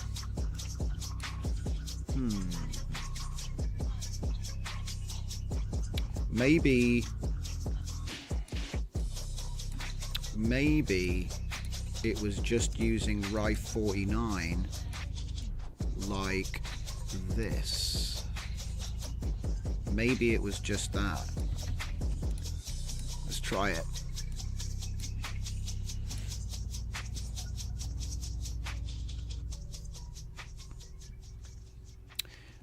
Peter, your first question. What's your background? Are you a programmer? Oh, am I a program? Are you a program or a CG artist? Let's see.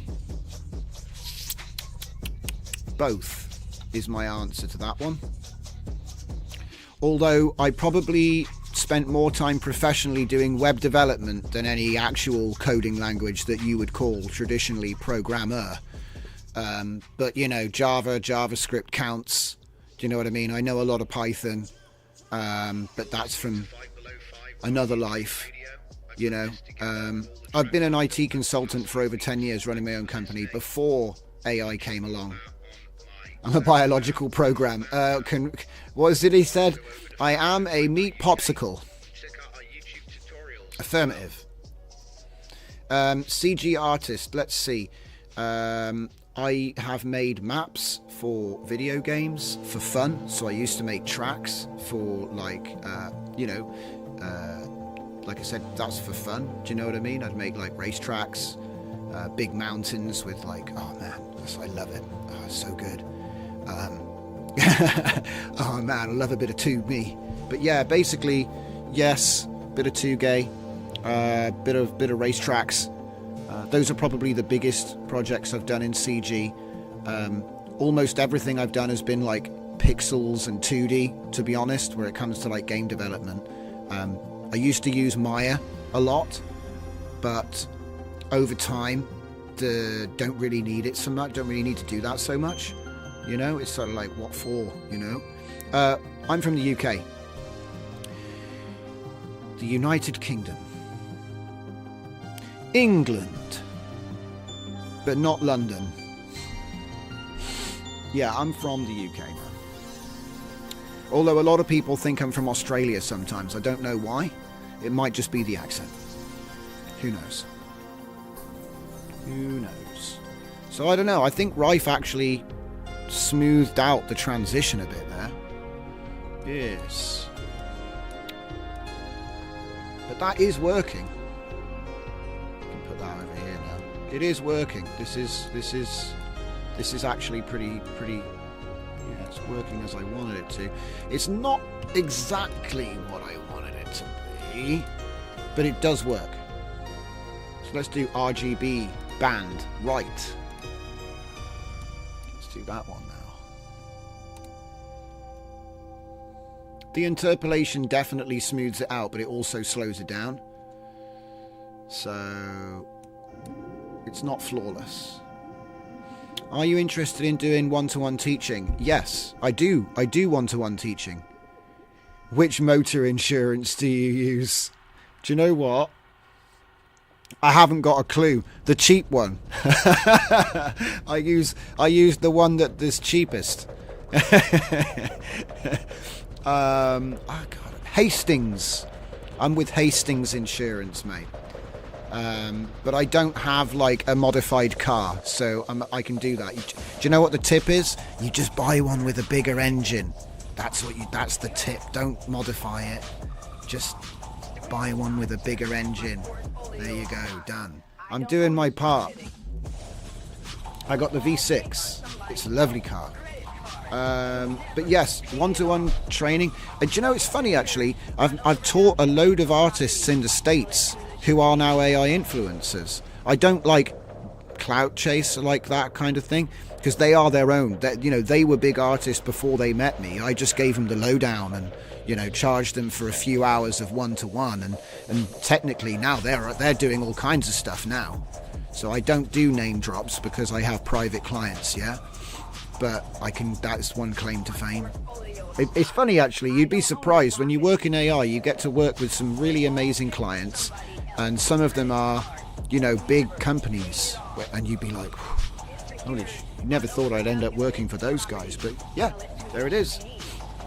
But like I said, I value the privacy. They value the privacy. It's a two-way street. Got an AI auto swap app for that. DLG. Who's DLG? DLG. Direct Line. Yeah. Oh my goodness, what the heck? She's not having a good time. Whoa, buddy. I think we'll have another one. I managed to do a horror show.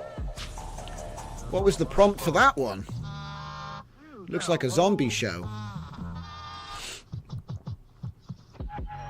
So Peter says, I'm a CG artist. Oh, by the way, it was Hurricane.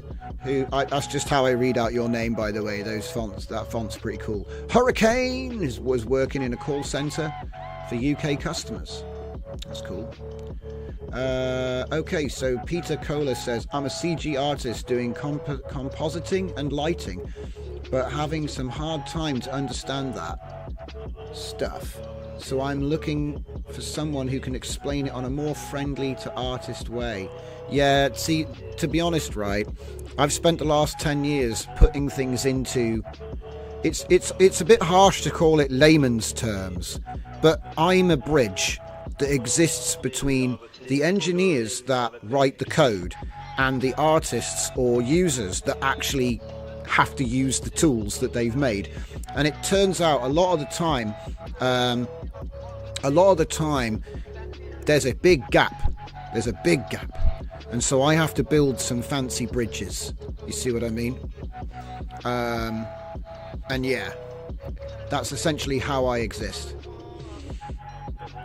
So let's have a look. Cucky Cheese, he taught me everything I know. Initially I went to him asking for the ability to learn how to cheat death due to my fear of it, after Tuscan Raiders slayed my mum. Hang on a minute. Isn't that the plot to Ocean's 11. Right. Let's make another one. This is actually really nice. This is really clean and stylized. I'm so glad that FFX Faderama, which I wrote months ago, is actually finally coming into its smooth use case. Let's do the wipe right. Come on, let's see if that works. Dude, if you compare... Mate, oh my God. I've just had the craziest idea. You do this, yeah? But then you put it through the audio reactive stuff, and then you put it back through this again, and you just keep feeding it in and out and in and out.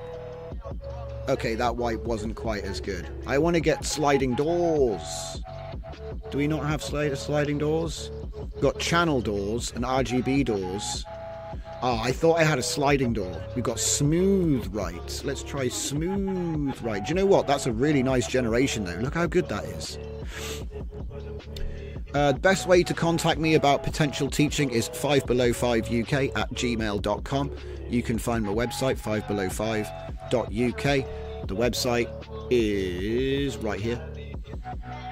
And if there's no email address on here, every YouTube video I've released has a Discord join link. Join the community, DM me. I'm always in the chat. I'm always there. You'll be able to find me. That's so if if I said the email about us, that's not a real link. Twitter. There's a Twitter link. You can contact me there too. DMs. So there's a bunch of ways. There's DMs, there's Twitter and LinkedIn. I don't really post on LinkedIn, but a lot of my clients needed me to have a LinkedIn, so I have a LinkedIn. So there's a whole bunch of ways to do it. But certainly the first lesson is free, but it's with obligation. Do you know what I mean? But I want you to know that what you're getting is worth it. So, right. If someone wants to hire me, though, I'll have to figure out how to book you in. Oh my God, look at that. That is so cool. He's got his name upside down. And his icon's upside down too. What's it say? Martin Napton. That's so cool. I gotta click on him. I'm sorry. I gotta click on him. Martin Napton. It's his name's upside down and his... Dude, that's so cool. Man, I'm dropping that guy a follow. I don't even know who this is. But that's cool. Wow. I love it. Anyway, let's get back to business. Business. Okay, so is this better? She's not looking impressed. See, it'd be nice if it was still video, wouldn't it? Like, it stops and then it loops. So that's not the best. So far, the channel doors and open glitch doors, those are the best ones so far. The problem with this is that it's actually not video that's transitioning. It's the last frame and the first frame. That's the problem with this. I mean, it works, but it's sort of like it pauses and then it starts again. Thank you, Peter. Thanks for dropping by. I look forward to speaking to you. No problemo. So this does do looping, and it does do it in a very cool, stylized way, but it actually, if you notice, actually pauses the video while it's doing the transition. So it's still not quite a loop. But then again, I've got my first and last frame now. So surely no, because it doesn't end. Okay, so this still isn't it. This still isn't it. I feel like I'm getting close, but it's still not. This isn't it. Because what you really need is you need the ability to interpolate from the final frame to the first frame, and then that's a loop. Even though it'll look like a morph, though, it'll be more of a morph effect. Yeah, first 10 frames, last 10 frames. You could, but FFX Faderama is for a slideshow, So it was never designed for video. The code inside here is literally just image to image. It doesn't have any support for batch or anything like that. If you want to fork my code though, the source code is in, you know what I mean? In fact, you know what? Let's have a bit of fun here, yeah? Let's see if we can't. Why not? Should we try it? Let's try it. So let's have a look. See, FFX Faderama is here. So this is FFX Faderama. And then that is the init pi. So let's just jump into Claude and see what we can do. Alright. I'm going to say, hey Claude. Hey Claude. I have a custom node for Comfy UI which is written in Python. I can spell, guys. This is something that keeps happening to me on live. Hey Claude, I have a custom the Comfy UI I can spell, okay? Right. Which is written in Python. Okay. I just type too fast and I don't look at the keyboard. That's the problem. Okay. It is a transition node which provides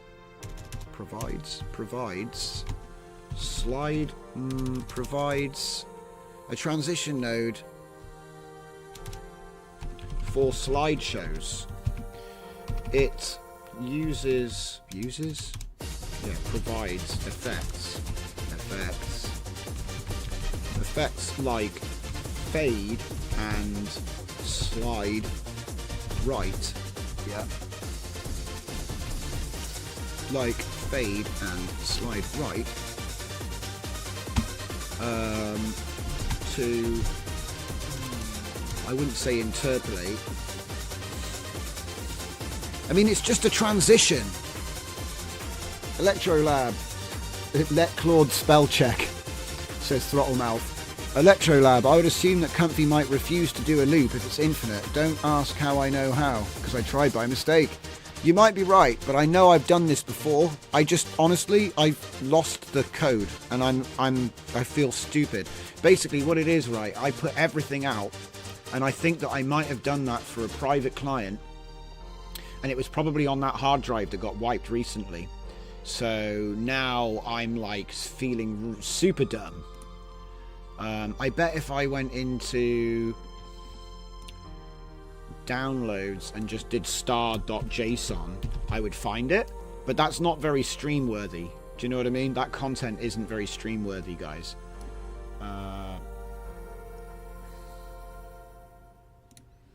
Oh my god. There's 3,854 JSONs in my downloads folder, bros. We're never gonna find it. That's outrageous. Okay, right, okay. Some of them aren't workflows, some of them are open pose JSONs from Automatic 1111, because I used to release those too. Pose helpers, and there's a lot of those. There's probably about 2,000 of those. So half of them aren't workflows, half of them are shareable poses for Automatic 1111 for the pose model. Yeah, and there's loads of them. That's, do you know what? That's kind of ironic, actually. The only not safe for work content that I ever released on Civit. Oh yeah, the reactive content packs up, boys. Check that out. Yeah. Okay. The only not safe for work content that I ever released isn't actually not safe for work, because I was making fun of it in a way. I'll be honest. It's Mystery Lady, exotic dance pose helper. So it's not actually not safe for work. It's just poses. Okay, it's just a bunch of skeletons, just like me. You know? Just like me. So anyway, let's get back to it. Yeah, I thought that I would have my interpolation animation tool, because I made like an animation tool which was purely made from interpolation, and it would animate between two images just with that. Let's see, I'm gonna have a quick scan and see if I can spot it, but it's the sort of thing that I would have put into my pack, so I'm guessing that it's in somewhere obscure, which means I won't be able to find it, or it's lost to the passages of time, because it predates the channel, you see. Trio, Argus. Argus goes back to February 24.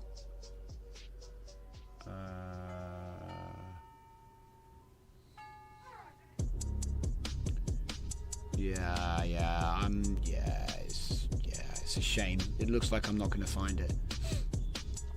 Okay, that's all right. Like I said, I can rebuild it. We can rebuild him.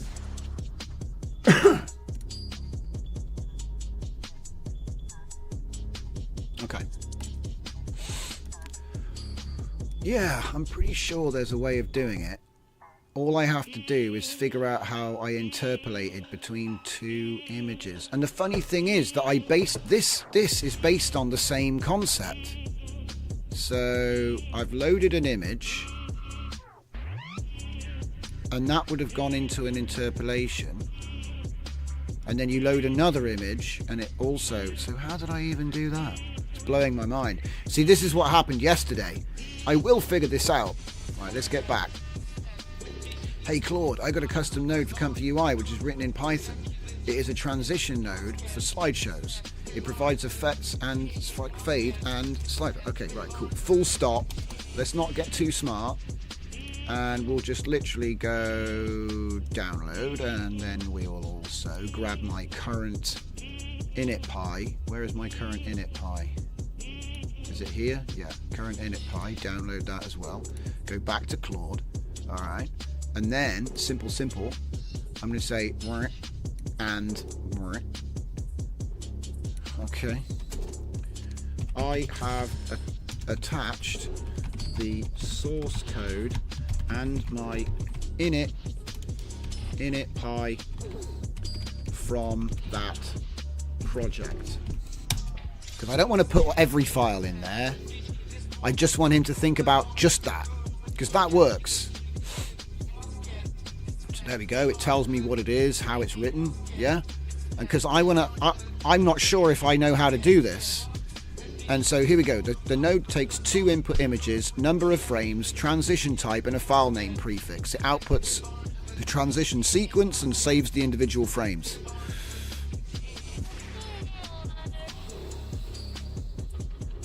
Okay. I want to create a new version.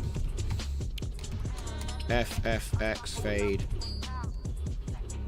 v2, what was it, dash v2 .py, which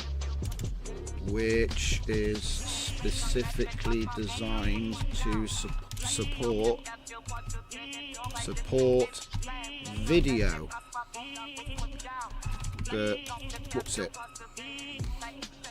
The reason I need this is because the current version only does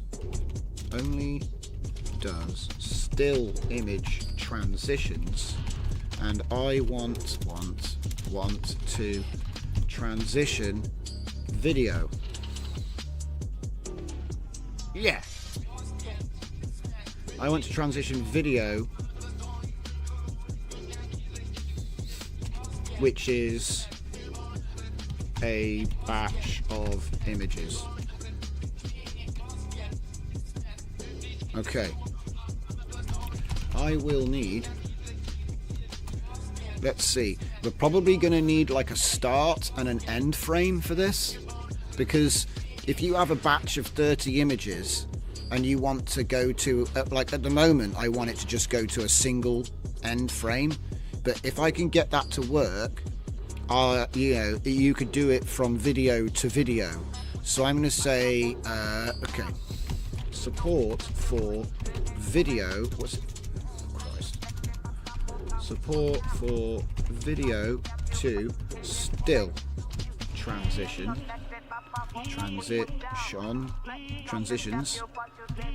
Yeah, we'll do that for that. So,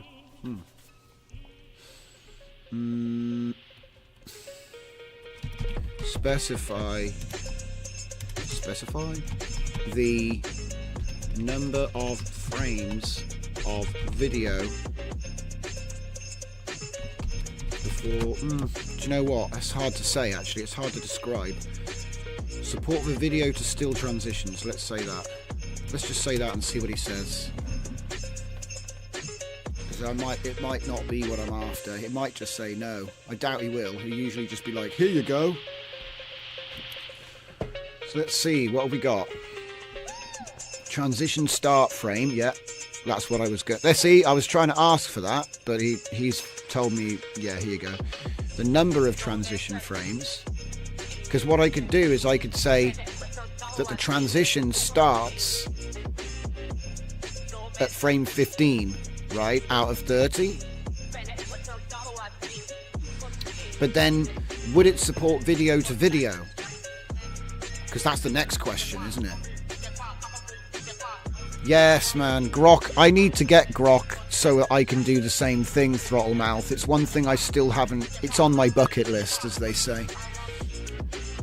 So, replaced image 1 with video frames, added transition start frame to specify when the transition should begin, renamed image 2 to target image for clarity. Okay, new functionality, handles video input, batch of frames instead of just single images. Because the thing is, what I'm thinking is you do the transition as video and then it ends on that last frame, which is the first frame of the next. So then you'd have a transition and then it loops. That's what I'm trying to do right now.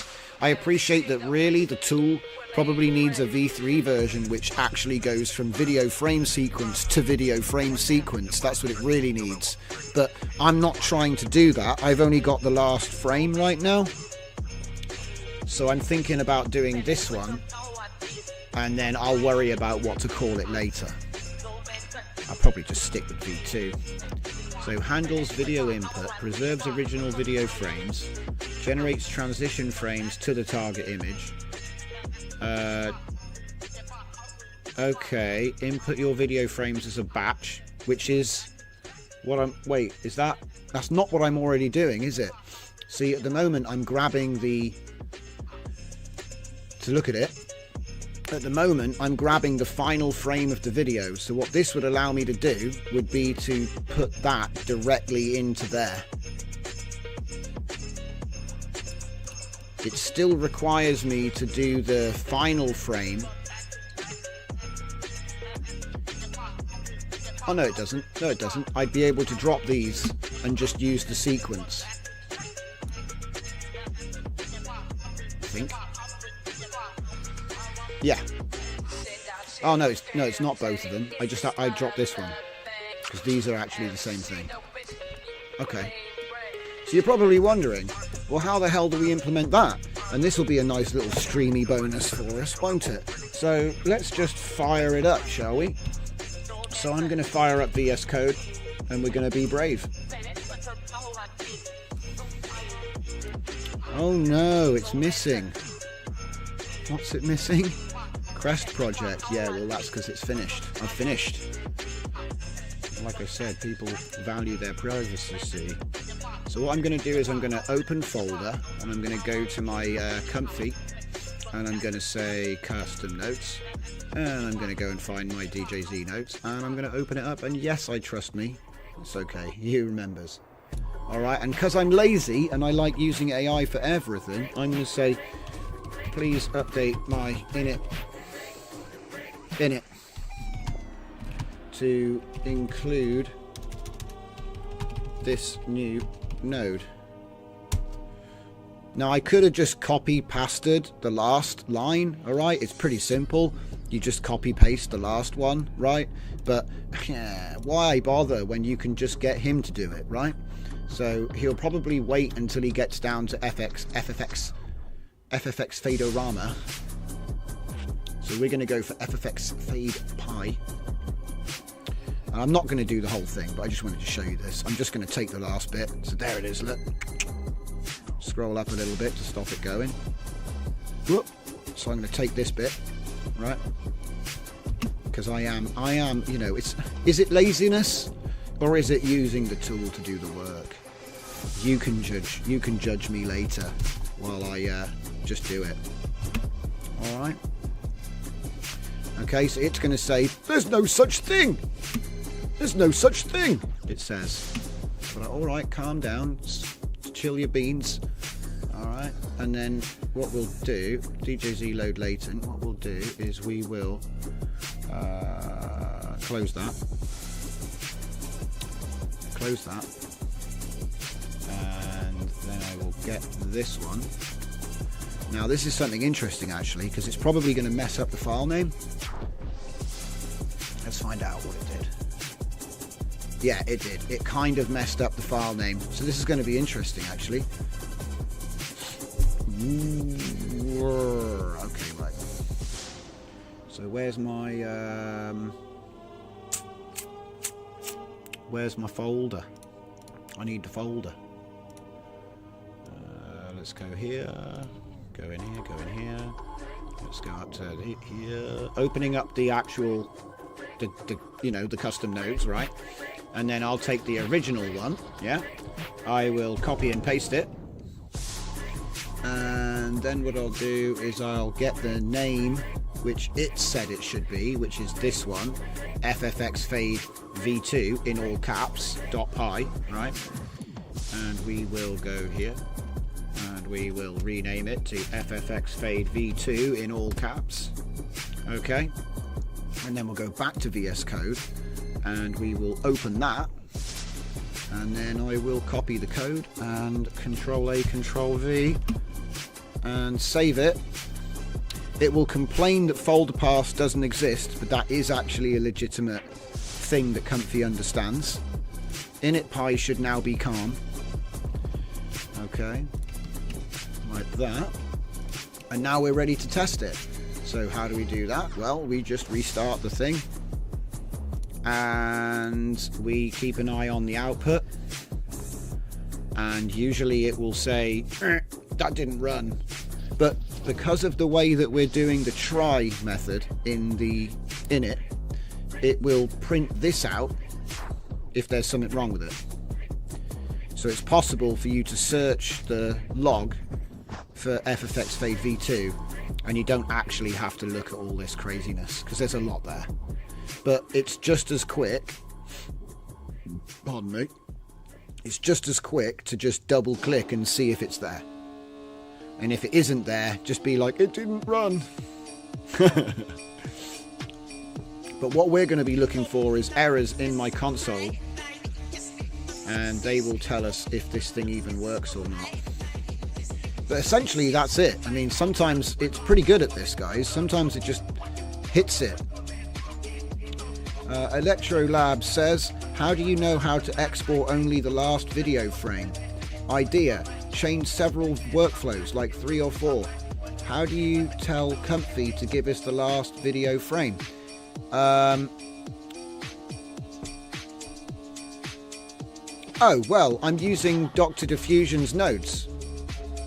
In case I didn't explain that, or I was really quick about explaining that. In the previous stream, or the stream before that, I went through Dr. Diffusion. So Dr. Diffusion is a guy that I've followed for a long time. Also, Latent Dream is pretty cool as well. Don't forget to give him a little like. Let's just see if we can't find Dr. Diffusion. Oh, that was close.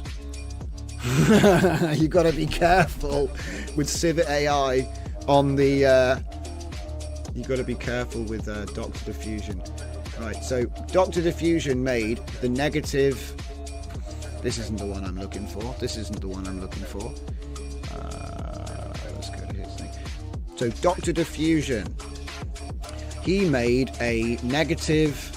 You've got to go back to the beginning of time, so I won't bother doing that again. But he made a negative. Oh, there it is.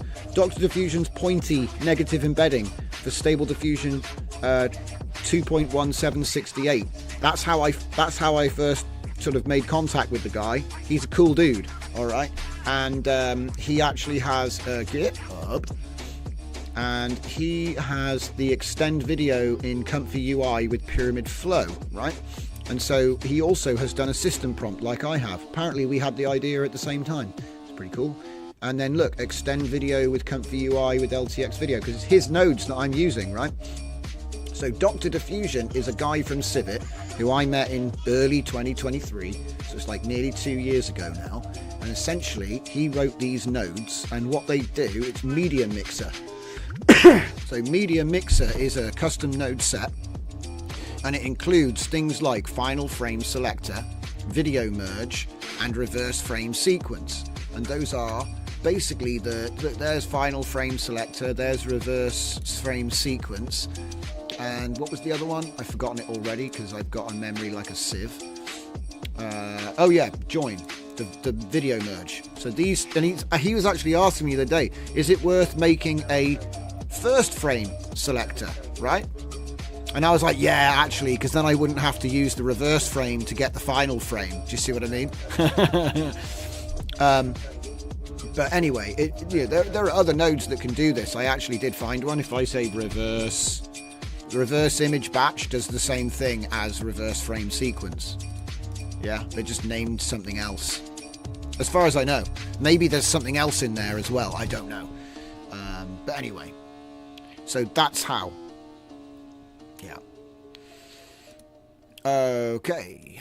So from this point, what I want to do is I want to see if I've got my V2, right? FFX. Oh, baby. If this thing just works, wouldn't that be cool? Okay, so we're going to take the video frames, and then we're going to take the final frame, or that's because it's reversed. This is the first frame. So if I put that in there, all right, let's just do it so we've got a compare here. Okay, so let's see, we've got the video coming in there, and then I want to put this one here, I think. Wait, am I being an idiot? That doesn't seem right. Well, I think that's right. Hopefully I didn't just blow up the entire universe. Let's give it a blast. I mean, it can only crash, right? Yeah, it crashed. So, wait. No, it didn't crash. Alright, give it time. Give it time. Give it time. So let's just separate these a little bit more intelligently, because they're a little bit difficult to understand at this point. Yeah, we got problems. Oh well, it was worth a shot, right? So let's see if we can't debug it. That'll be fun. What's that? Final frame selector. So that's the last frame. And then... yeah, we probably want to do it like this. And then it sort of makes sense, I guess. Kind of. Okay, so what's the error? Oh, that's a scary error. Let's see if we can fix it with Claude. Self-generate transition. So I think I only really need this bit. Yeah, that's all I really need. I think I should get away with that. But I can include the whole thing. It's not a big deal. So yeah, we'll just take that last bit. You don't need the whole error. I only need that last bit, really, because this is the actual that's where the actual problem is, and this is the math. See, look, it's saying image 1, and that doesn't make sense. So yeah, it probably just needs to change a bit more code. So I'll say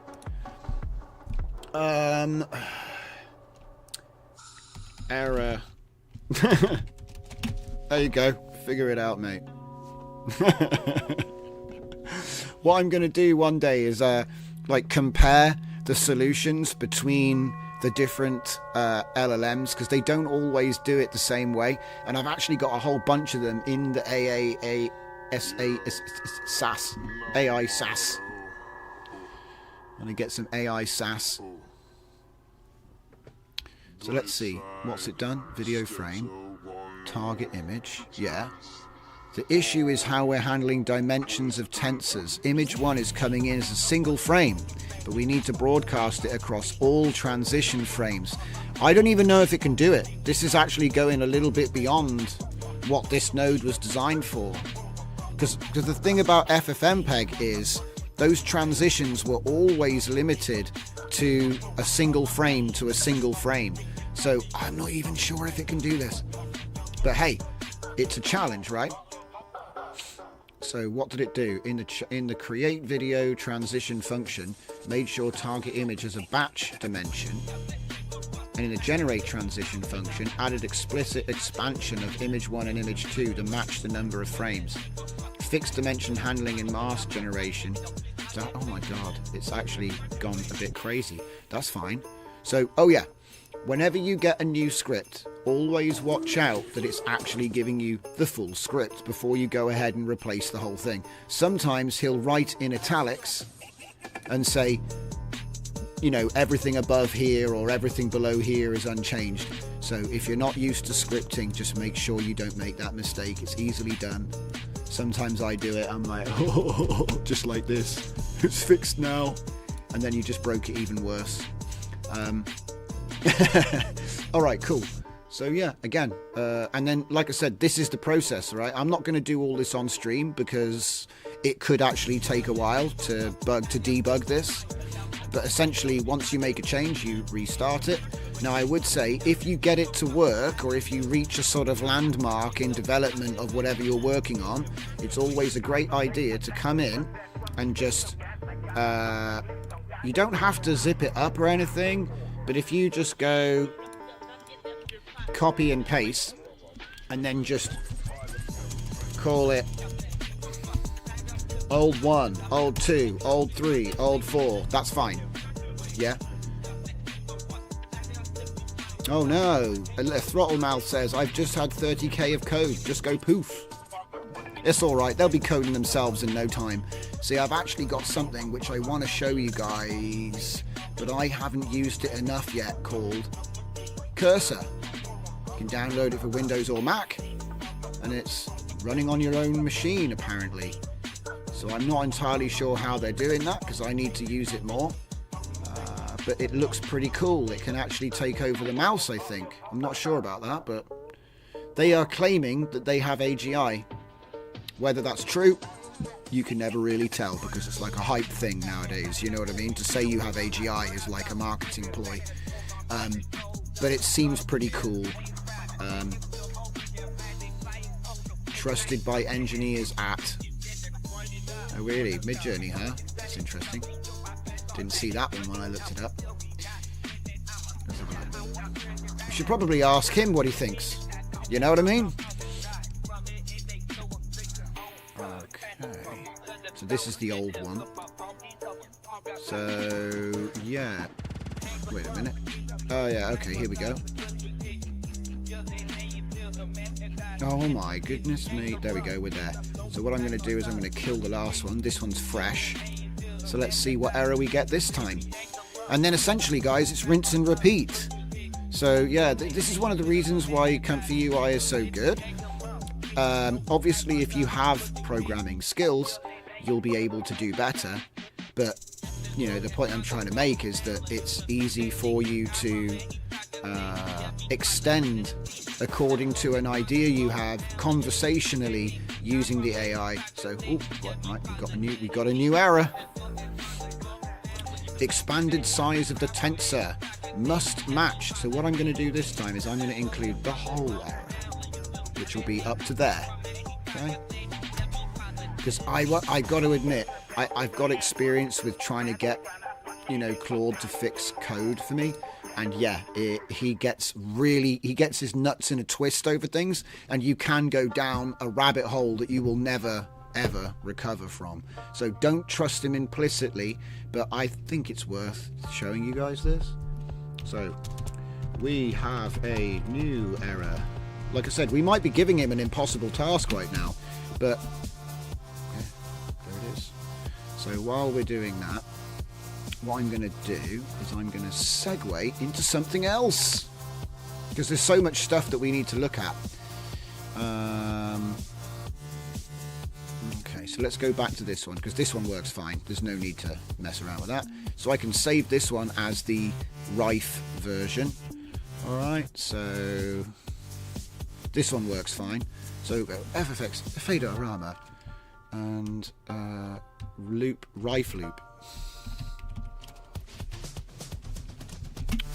I try to be like, I don't like these stupidly long names, by the way, but there's got to be some way of distinguishing between all the workflows, because I know it's just adding one thing, but, you know, one of them has interpolation, the other one doesn't. You see what I mean? And in case you just recently joined, or you're sticking with it, it should look something like this.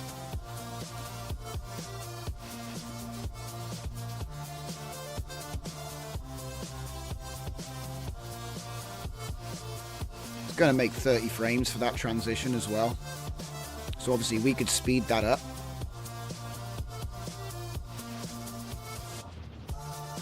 That's so cool.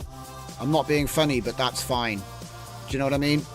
Like, artistically, I'm cool with this. Oh man, right, hang on, I need to also do something real quick. So if I just copy that, wait, what am I copying here? Film. Yeah, we don't. Well, see, just so you know, Rife tends to be a little bit better than Film on the requirements to run it, but I think that I prefer Rife. I don't know what it is. Film is good though. Do you know what? Let's do a little comparison.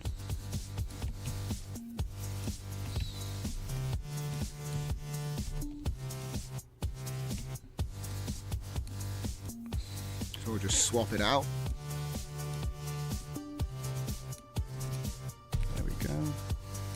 I'm basically abandoning the custom node because it's not good stream content, I don't think. Because I could be bashing my head against a wall for like the next hour, and that's no good. If you see it appear in my custom nodes, then you know I got it working. Otherwise, I either forgot about it or did something else. It's not really important. I just wanted to give you a sort of live example of what you can do if you're that way inclined. Because like I said, it'll take time. Time that I don't have. So let's see. This was actually a really nice generation as well. So what are we going to get? It's a bit hard to see what the hell's going on. I hate these ones. It's like somebody walking in a dark alleyway. Damn, that's not very good. I need to do another one now. Damn. These are example prompts that came from the author, by the way.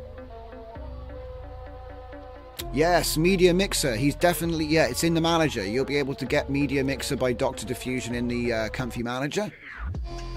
So you should be able to just go ahead and install those nodes when you try this workflow out. Okay, she's a serial killer, clearly. Oh, yeah, that's good. All right, so let's see what this one looks like.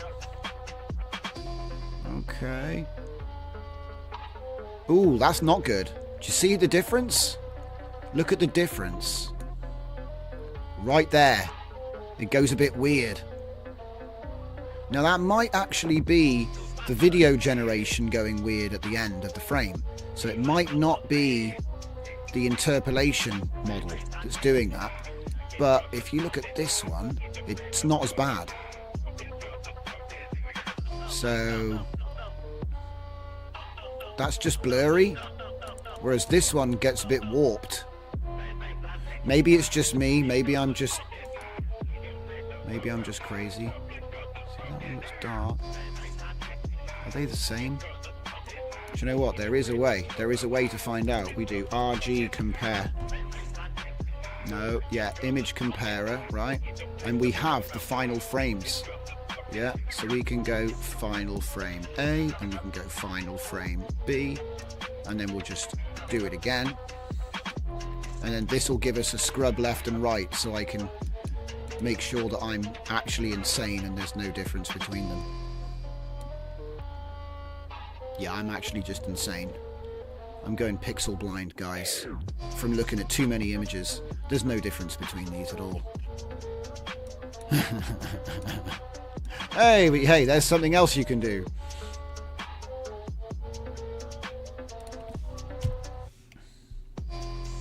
So that was RG comparer. All right.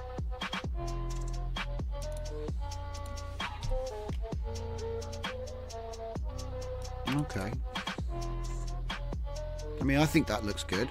So the only other thing as well is, what if I want it to be a bit snappier, right? So I could turn around and say, well, I only want 10. Right? I want 10. Because remember, we're interpolating, so it's going to double to 20 anyway.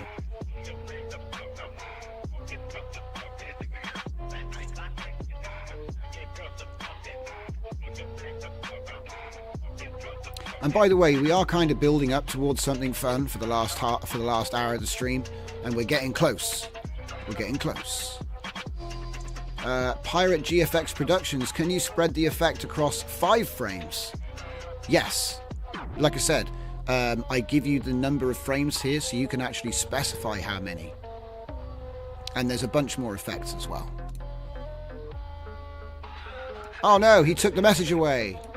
You don't have to do that, bro. It's all good. Oh, it's probably because he asked me and then I immediately answered it anyway. Don't worry, guy. Ask any question you want. There are no bad questions. Was that from the show? Was that? What was that show from the 80s? Hollow Man had a cursor. That must have been a reference that I missed, and you were talking about that other service. Okay, so let's take a look at this quick transition. And it's done. See, we're looking at ways to cheat to create the loop when we don't have the first and last frame. Electrolab, I keep getting import failed. Same with LTX. I need to talk to someone who will troubleshoot comfy. Something is wrong. Okay, I want to give you some tips because we've got some time before we move into the next topic. I have got like a loose plan here which I'm running through. So I had a problem with comfy when I first started using LTX. None of the workflows worked for me. All right. And what it was, if I go back into Comfy UI, let's have a look at this folder here real quick. Okay. So if you go up a level, you'll see this is the startup script for Comfy UI, okay? And basically what happens is, if you go to the update folder, you'll notice there's a whole bunch of different ways to update. One of them is just a batch file, right, which just updates Comfy. Now when you go to like the manager and you click update Comfy UI, it'll always say you've updated, okay? And it actually didn't update.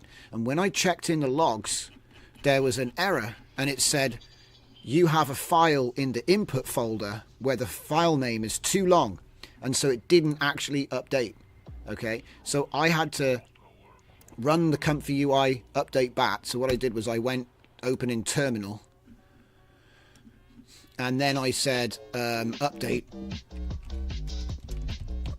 I said update Comfy UI and Python stable Comfy UI bat. I ran that, and in the log it said this file name is too long. So I deleted that image from my input folder, and that cleared it and it let me through. But you might have another thing like that.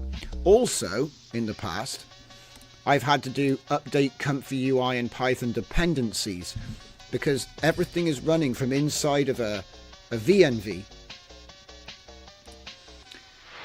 You deleted your input folder. Okay, well you didn't. Okay, cool.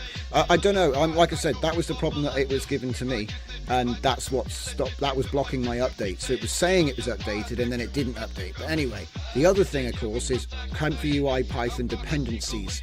Now the fun part about that is, here's the requirements. If you see, Transformers is 4.28.1. I got a comment from somebody on YouTube which basically said, oh, you broke my entire thing because I installed this. And it's like this, right? if you needed a different version, it says greater than or equal to. Okay, so say you've got a particular custom node or file that you need and it's 4.29, right? It's totally fine that you can put 4.29 there because it's greater than equal to, right? So you can have a higher version if you want.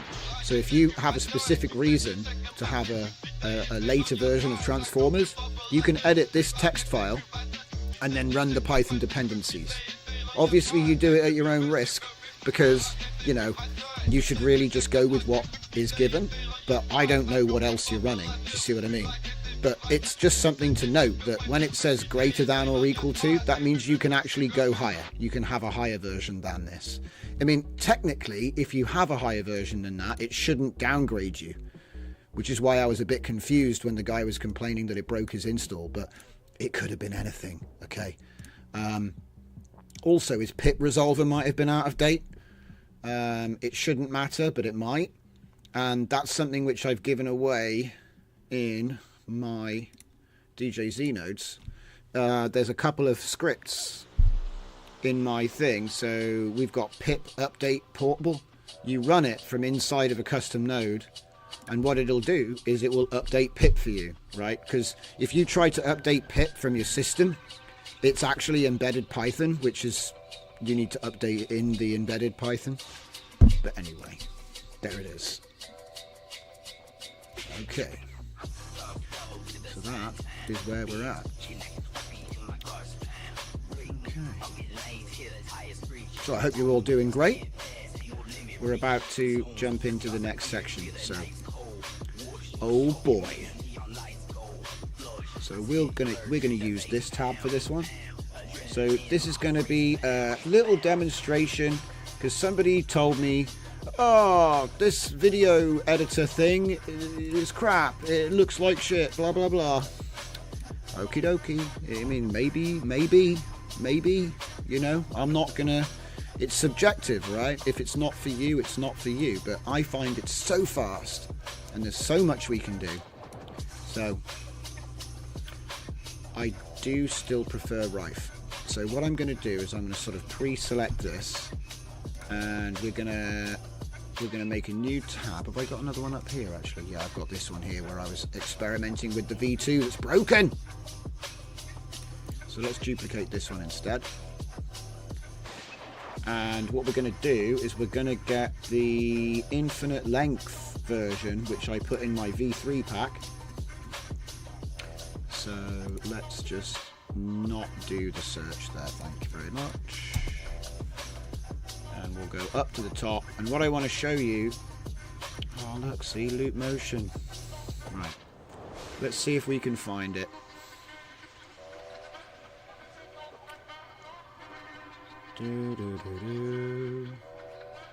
It's in here somewhere. Zoda, interpolation, that's interpolation and edit. Zoda edit. Do you know what? That takes a video input. I don't really want to do that yet. I want to do normal text to video chaining. So that would be this one, I think. Image to video. No. We want the text to video one. Even though this one is pretty good, this is for when you have... Do you know what? Why not? I was going to do it with text to image, but let's give ourselves a little challenge. Okay, so this is a new workflow which I believe was in the V3 pack. Let me just double check this one's actually been released, because it might be that I overlooked it. It's based on NC17's workflow, I think. Let me just double check. I probably put it. Yeah. So if you submit one of your workflows, it might end up NCX17. I'm pretty sure it's just NC17, isn't it? I'll correct that. So it might inspire some craziness. So what I did was I made this craziness down here, and he came up with this concept where we have CR prompt combine, and then we feed Florence into the first part, And then I've written this section here, which tells you put movement in section 2, you put scene development in section 3, and you put scene conclusion in section 4, along with one of the, types of footage tags. It's NC17Z. Thank you, NC. Yeah, I think I must have hit X in between the C and the Z on my keyboard, because fat fingers going too fast and all that business. But I've corrected it for you. It's a movie thing, like PG-13. Oh, I see. Is it for North Carolina?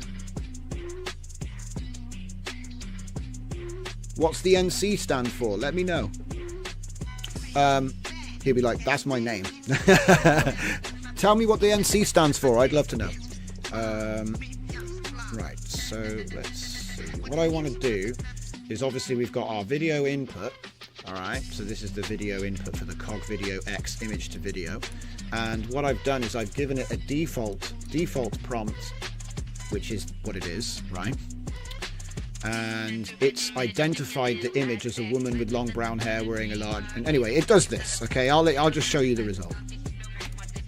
This is what it does. No children under 17. Right, gotcha. And then because it's on ping pong, she's now going to come back and do it all backwards. Okay. Right. So as you can see, everything was going well until that last video where it didn't really have much to do. It didn't really have much to do at that point. So I don't know why there's no preview. I'm guessing because you have to run it one more time. So what I wanted to do was take what we had just done, which would be this part, right? Take this part here, get rid of this, and then shove that in there. Okay, and let's see, the project name is way up top, so I'll take the project name. There we go, hook that up, and that's probably wrong, but don't worry. It's probably should be saying FFX fade, like that. And then we're going to need the final selector, so let's see, the final image is this one. That's the last image, and then we want the first image from the whole thing. So we'll take the merge, reverse that, and take the final frame from the reverse. So that'll be the first image, and then we have our last image, first image, and we do our glitch doors. I'm going to put it back to I'm going to say 24 frames, so we get a full second. Even though it's going to double actually, so we could probably say 12. There we go, and then we'll get 1 second, and then finally we take our video merge line, put that to the A, and that should now be done. So if I now run that, what we should get is the animation, if we're lucky. Sometimes the seed doesn't work well.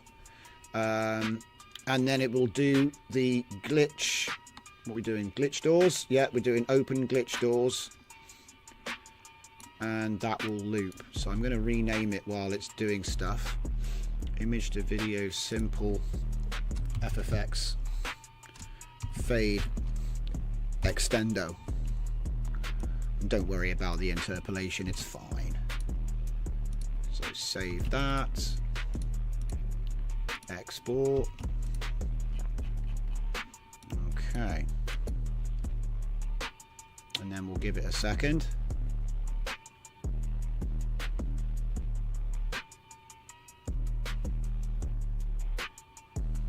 So, yeah, it looks like it did the thing that it does sometimes, where it just doesn't do anything for a couple of... Look at this.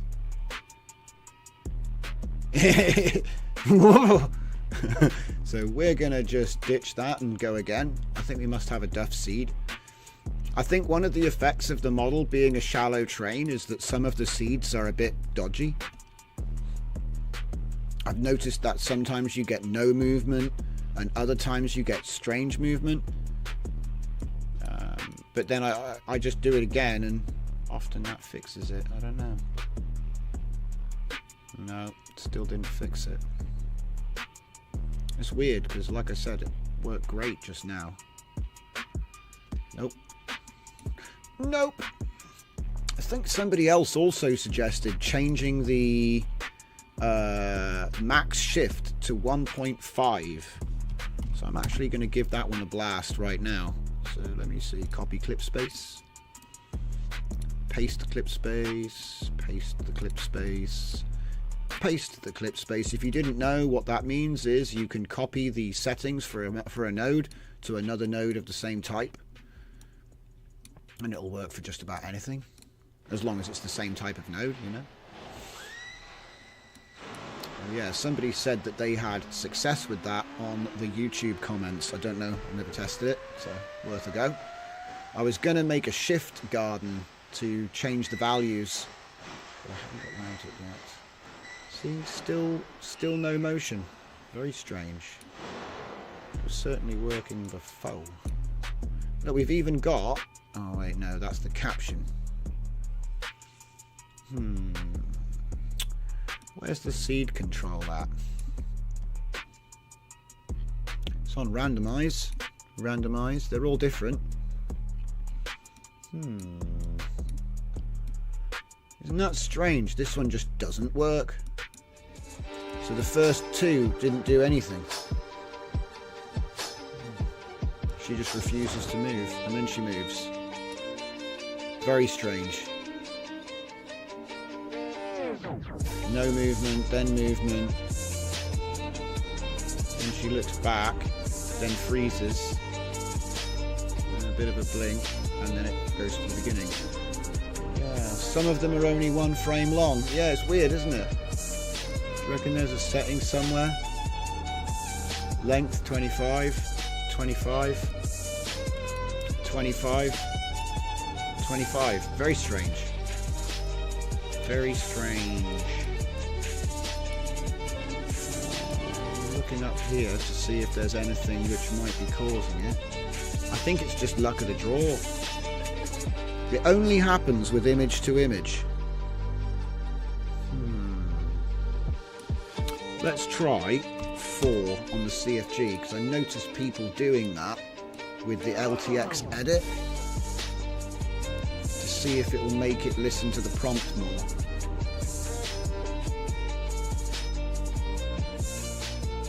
Nope. Look at that. Oh God. Nope. Okay, put it back. Put it back. It's definitely not that. It's really weird. Well, that's cooked. That's totally cooked. There's no point.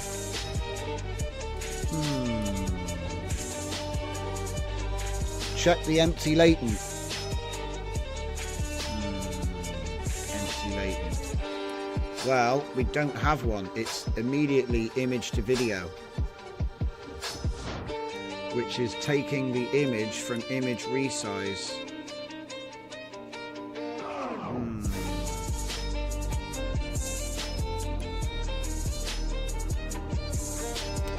Shouldn't be doing that. Very strange.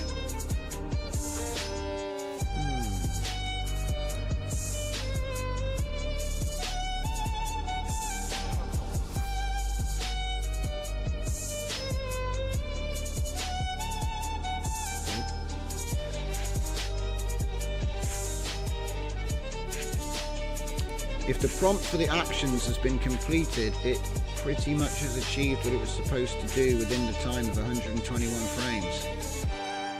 Yeah, this one's sort of going a bit doolally, which it shouldn't. Okay, it was worth messing around, but I'm going to go back to the text to image version because that one worked. It's okay. It's probably something I did. This isn't your workflow anyway. This is the one that I made, so it's my fault. You're off the hook. So let's go back down and find... Wait, is it in a folder here? No. See, that's coming up.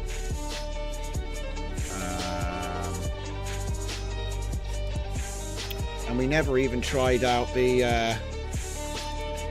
We never even tried out the audio reactive stuff yet. Oh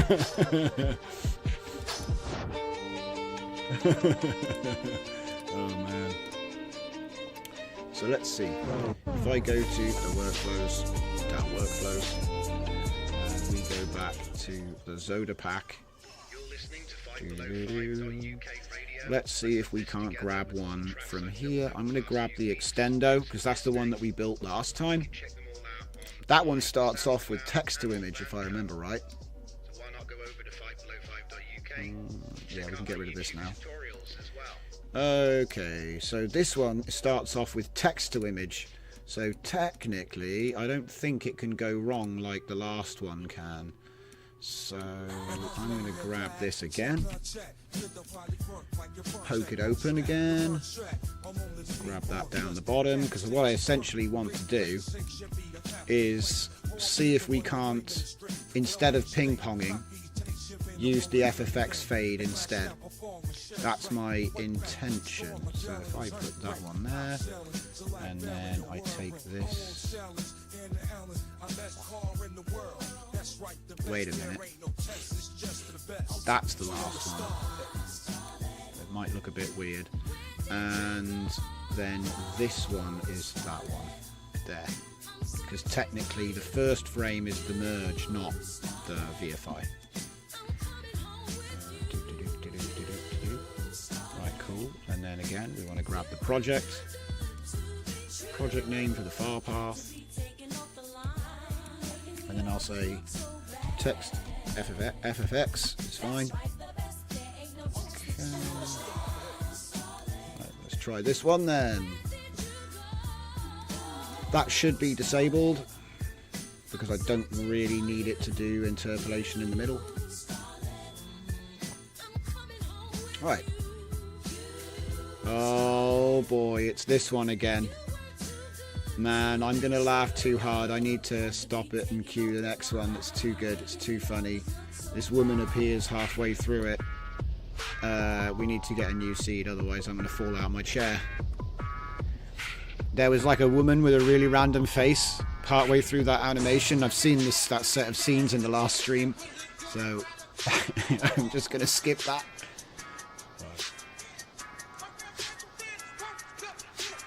So essentially what we're doing is we're doing text to image, and then we're taking the final frame and we're doing image to image, and we're taking the final frame and doing, image to video, final frame, image to video, and we're mixing up the number of frames. So there's only 25 frames on line 1, 73 frames on line 2, 97 on the middle, then back to 73, and then back to 25. And also we're increasing the interpolation on the shorter runs. So that has a way of speeding up. It's like a ramp. We're creating a ramp of speed up and slow down. So by the time we get to the end, that's not the video. It hasn't got that far yet. So you got this slow motion sequence of this dude coming in and talking. And then he's going to start walking backwards and go, you know, we do our best, okay? We do our best. Oh, wait. We're not going to do that. It used to be a ping pong. But I've turned the ping pong off, and we're going to do the glitch doors effect and go back to the beginning. So it's going to loop. But look at this. It's actually pretty cool. It's almost like a hyperlapse type soft blur of hyperlapse or something.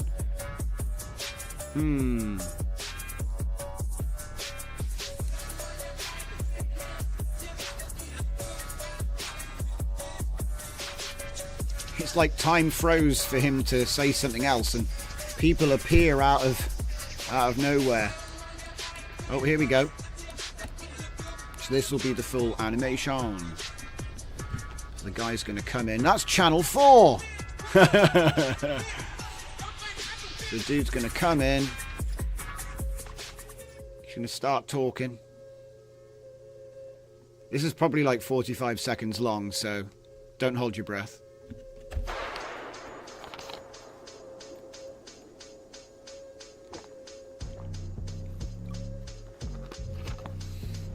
Oh yeah, I should have said this earlier, but please like the stream. It doesn't actually exist if you don't get 1,000 likes on a stream. I've got that on good authority. I'm pretty sure we're not going to get that many, but, you know, Every little bit helps. Okay, yeah, there it is. And it does a glitch and goes back to the beginning. I mean, look, it's not an infinite loop like you want it to be, but it is another way of looping the video. So I'm happy with that. I'm not going to watch it again, but yeah, I'm happy with that. So we'll save that one as well. So loop motion 3 FFX. There's no need to change the version because it's basically the exact same workflow. It's just, it's got the FFX in the end there. And you don't even need all this either. Oh wow, what's going on here?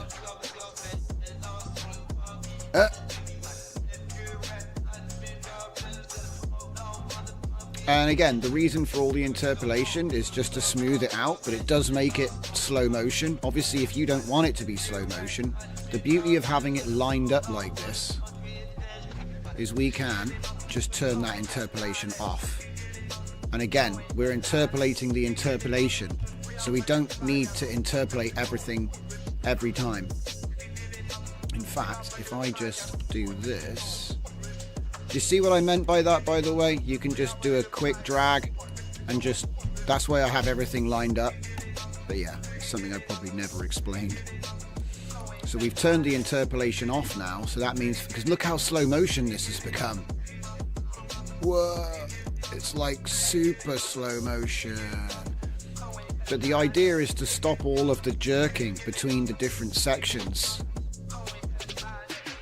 I mean, some people might like the jerking between each section, but I'm trying to sort of make it look natural, and that was one of the things that we did, was ramping it up and down.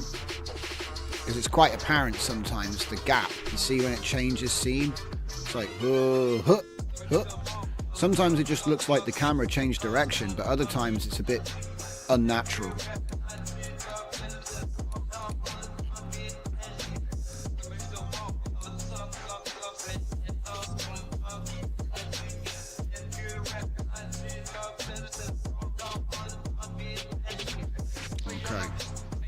So we're getting close to the end of the stream, but we've still got plenty of stuff to look at.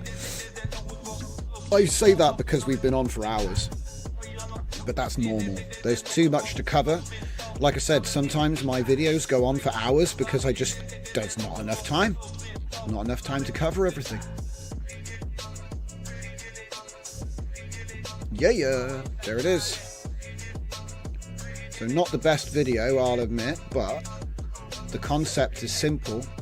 We chain the different camera motions and then do a little crossfade and we're back to the beginning again. So it is a loop. Alright, so there it is, that works. I'm just going to give it a new number because I did move like one thing.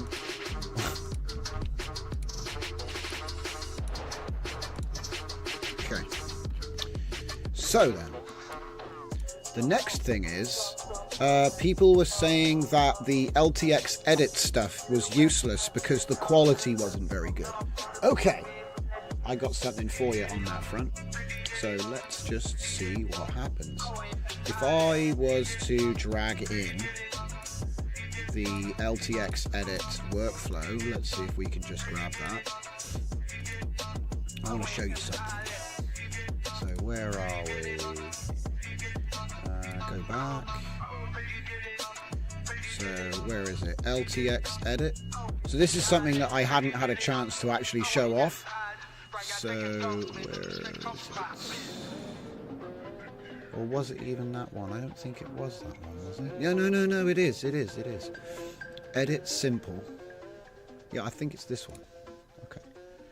So download that again and then go to a new window. So we've looked at this. And this was comparing the two different VFIs. We never did get the GIMS VFI to work, did we?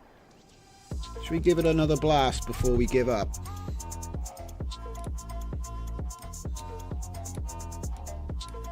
Yeah, let's give it another blast before we give up, because it was like expecting flow tensors. So how about we do flow tensors then? We didn't actually test that, I don't think. Like that. And then I'll just disable this and we'll run it. Let's see what happens. So it's already doing it, which is pretty damn cool. That's fast. So you go in here, go in there, and then crash. See, it's running. I think it crashed at the end of interpolation though, which was kind of annoying. Interpolation factor 8. That's a bit extreme, isn't it?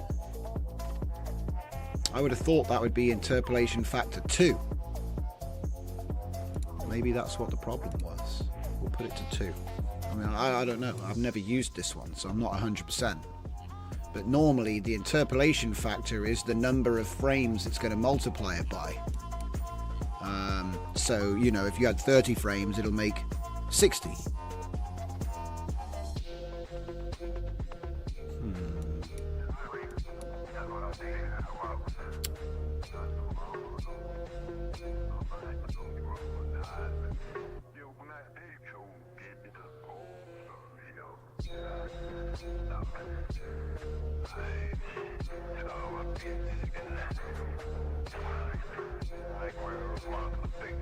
My God. Yeah, it's definitely making a crazy number of frames right now. It says 58 steps, but we just... I'm not sure if that's what it means.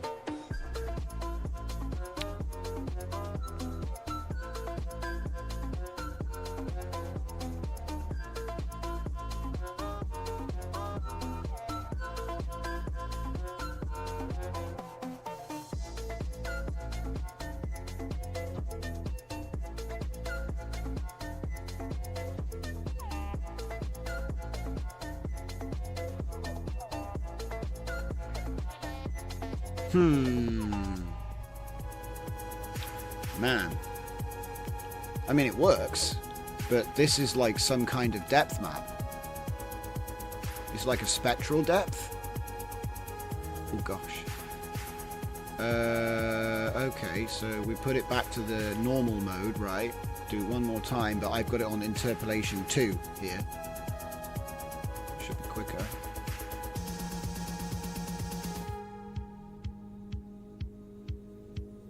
Still 58. It's cool though. And people are like, this is what I mean. Oh, so the quality isn't very good? Well, what if you made an entire music video out of this stuff? Oh, does it need to look good? Does it need to look photorealistic when you're doing heat maps? No. But you can still make it look cool. I don't know. It's kind of like, what are you trying to do? Do you know what I mean? Are you trying to do National Geographic? Oh, look at this. Oh, hell yeah. Actually, that's pretty sweet. Do you know what I mean? And then what I do is I like make this audio reactive. So, okay. So, this is what I'm trying to say, right? If you have this sort of setup and you could either chain it together or make a lot of them, you could use a different transition, like a different fade for the loop, right? And then you have this looping. You have a whole bunch of different scenes looping, like I could make a whole bunch of these, yeah, and then you layer them up and then glitch the hell out of them, make a great big wall of these things, and then add some noise and then do the audio reactive scrubbing, and then you've got yourself a crazy video. It's like, I don't know what you know, it depends what you're trying to do. I mean, you could dub this if you wanted to. It looks fine. I mean, she's part of the chair, but it's all right. Okay. Well, last thing I'm going to do is I'm going to make a start on this. I want to show you how I'm building my cling, my cling assistant. Because what I wanted to do was I wanted to show you the edit, right? This is looking pretty sweet, actually. So probably should have put the old, what's it called? FFX. Text to video FFX.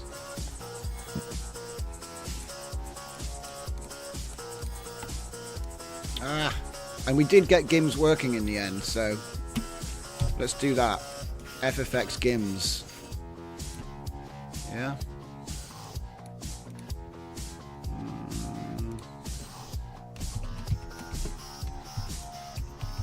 FFX GIM.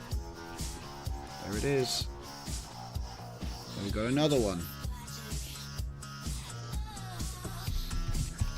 There it is. I mean, FFX implies a loop, so I don't need to put that there now. Okay, save as that one and export it again. We've probably made like 7 workflows on this live stream. Did a custom node, looked at printing, we've looked at all kinds of stuff. But what I wanted to show you as the last thing was to look at this edit business. But I think we're running out of time for that, so I got to skip to the last thing on my list.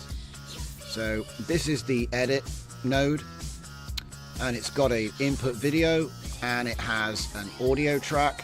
And essentially what we're doing, no, it doesn't have audio, that's something else, but it's got a video track, and we've got video segment batch control. So essentially what's happening there is we're saying this is the frame load cap, and then this is a multiplier. So that means that if you have it on increment, what it'll do is it'll process 3 seconds at a time for every cue. So you can just hit that, and that will do 12 seconds of video sequentially, and then you can join the sections together yourself, and then you end up with one long video. So then you can get around, it doesn't matter how long it is, because you can put them together, and if it doesn't look good, you can just keep making them, and you can swap out the segments for the best segment. So that gets around the length problem, and it deals with the fact that sometimes you might get a bad generation.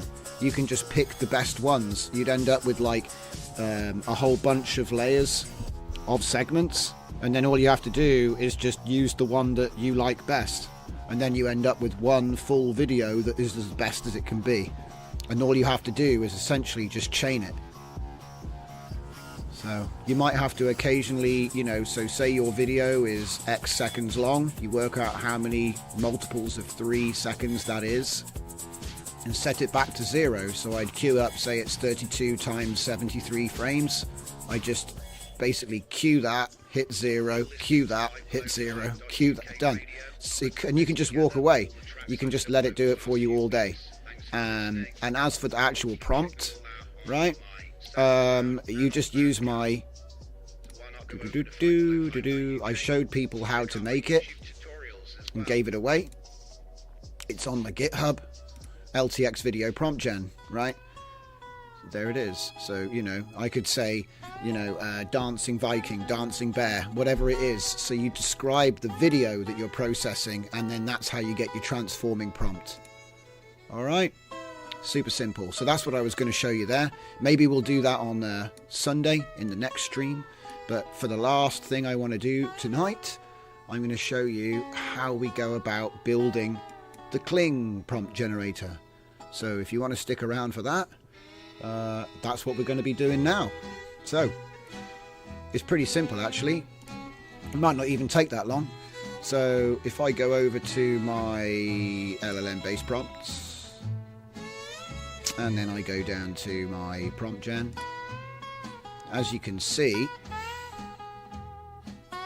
we have the artifacts, right? Now, what we're going to have to do is we're going to use this one. We're going to use Ace Hollow, of course, because, you know, you've got to do that. That's basically the core brain of the system. And I'm probably going to have a go at building this with other... It'd be interesting to see what Grok does with this, to be fair. But I don't have a subscription to that yet. So one of my sort of big plans is to get sub to that, start testing that too. So if we say Kling 15, that'll do. Clearly Killing 15 will do. That's actually the videos which I was showing you earlier. So let's just open that. Get back up here. Take this. Put that in there. Put that in there. Did it not copy? Copy, copy, copy, copy, copy. I hate Windows sometimes. Copy, copy, copy, copy. Paste. There we go. Got it. And then what we're going to do is we're going to grab a couple of other things. So let's have a look at this. Not this, because these aren't examples for Kling. Project instructions. Let's have a look and see. So...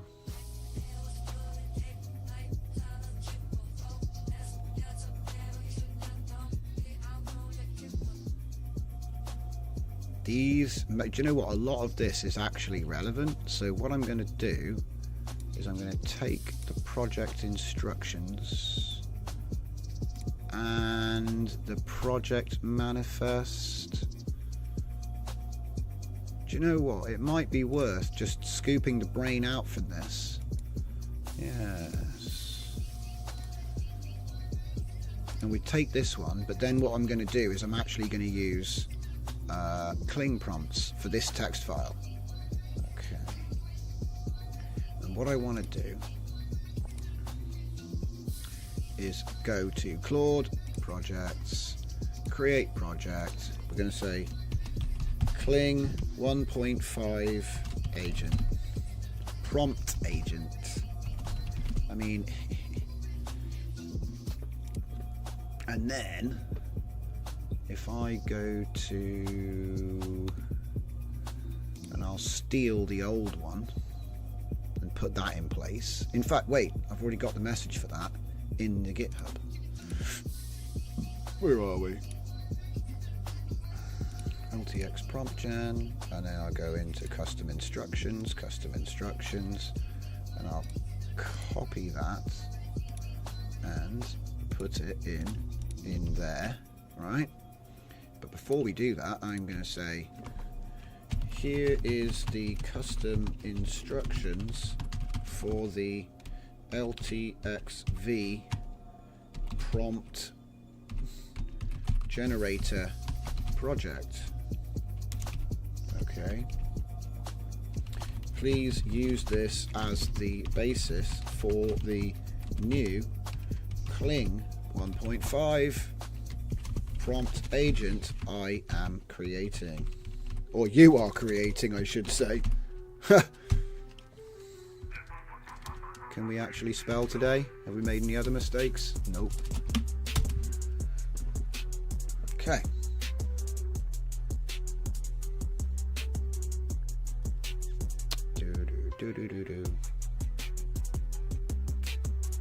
And I don't need to worry about it too much. I'm just getting a loose template here, because I'll use the project to fine tune it as I move along, right?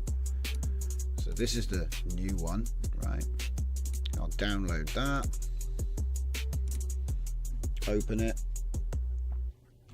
take a copy of it, put it into the folder here, folder custom dash instructions, right?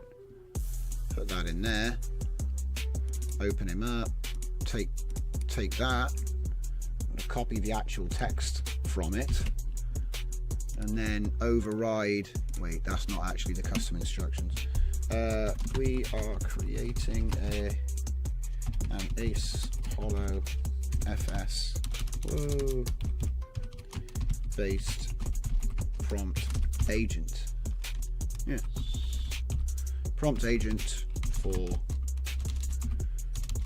Cling 1.5. Create. Okay, and then here we go. Set project instructions. Paste them in there. Save. It probably will ignore half of that. But hey, we tried. Okay, go back. I'll take this. I just want to take off the bracket 2 because I don't really want it to be referencing bracket 2 because everything is referencing that file name. So there we go. It's nice and clean. We don't need to put the custom instructions in here because it's already in there. It would double it up and that would be more attention than it needs to have on those particular statements. Okay. And then I'm going to put the LTX instruction there. Let's move this over a bit because I need to go like there we go. Project manifest. Okay, and again I don't want to have a bracket 4 at the end, that's why I've made a little folder for this. And then we have the video prompt system, right? Now I'm gonna have to do a bit of research quick because I don't know what the maximum is, so let's see if we can find out. There's got to be a way to do it. Oh, someone's messaging me. Ah, it's Peter. Hello, Peter. I will get back to you very soon. Right. Cool. It's 11:30. I'm going to have to finish the stream soon, guys. I'm trying to get this last bit done. And then we'll be done for the evening. So, well done to everybody for sticking on this long. My goodness. Where is it? Right, so let's see what people say. Kling 1.5 max tokens. Does anybody even know? Has anybody ever even posted that?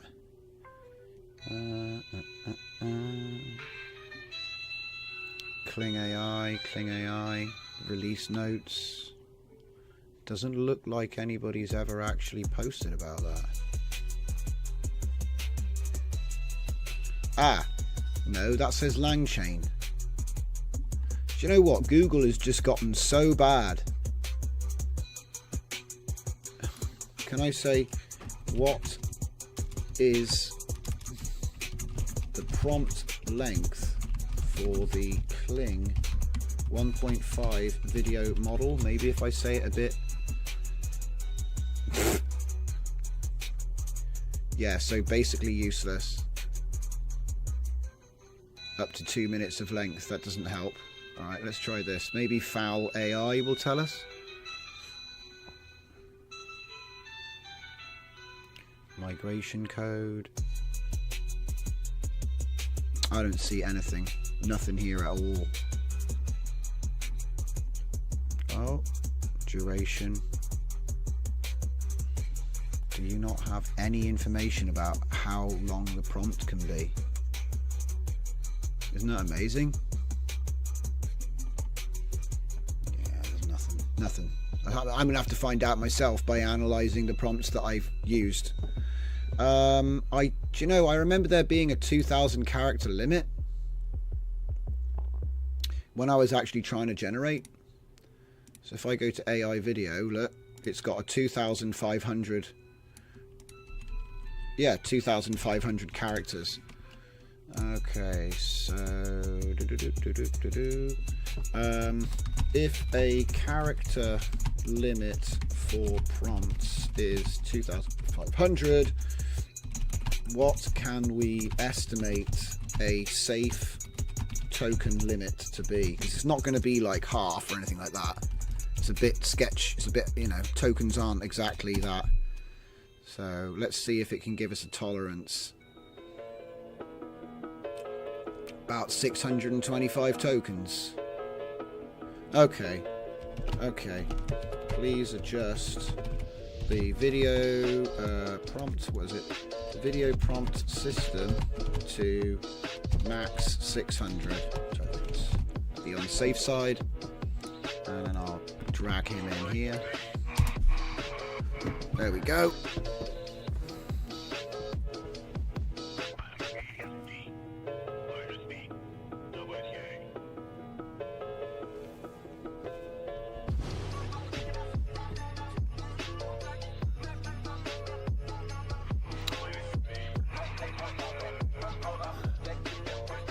I wonder if Electrolab managed to get it installed.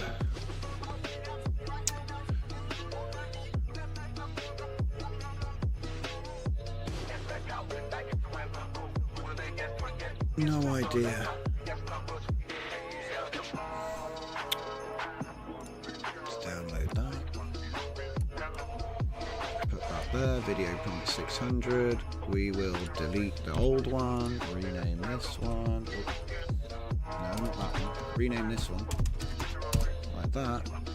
And then I can chuck in a bunch of these. Ace Hollow, Project Manifest, like that. There we go. Yeah, I was wondering if you had luck with your Comfy update. It was probably ages ago now, but you know, I do wonder about these things. Okay, so obviously I'm going to have to add my collection of I've got to add my collection of cling prompts to this. So that's going to take some time. I'll do that off stream and I'll let people know the update. But that's pretty much, I think that's pretty much it. I'm just going to see if there's anything else I've left out. I don't think there is, because I generate the README after the fact.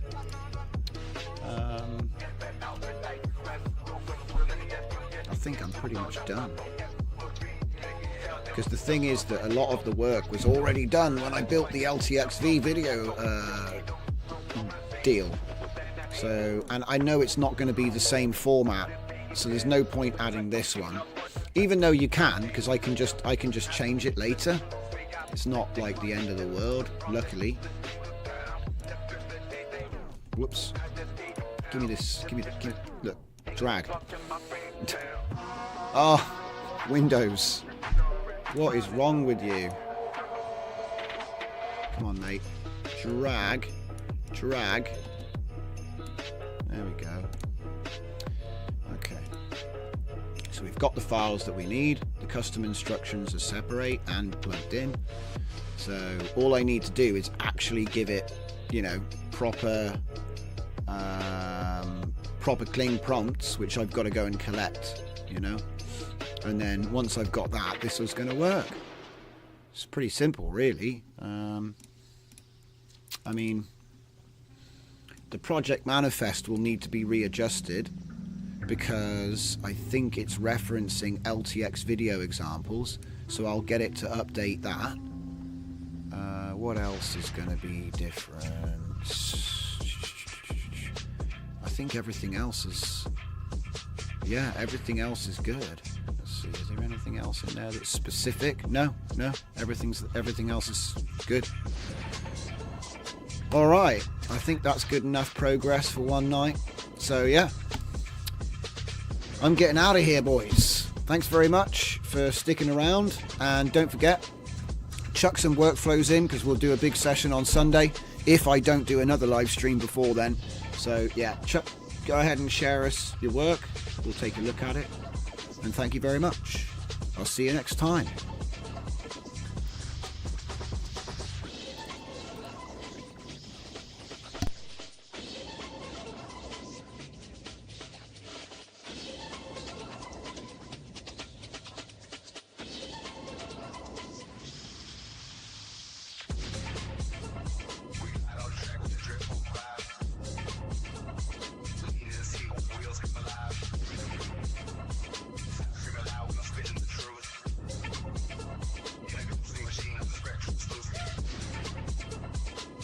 Story, penny lines upon the road.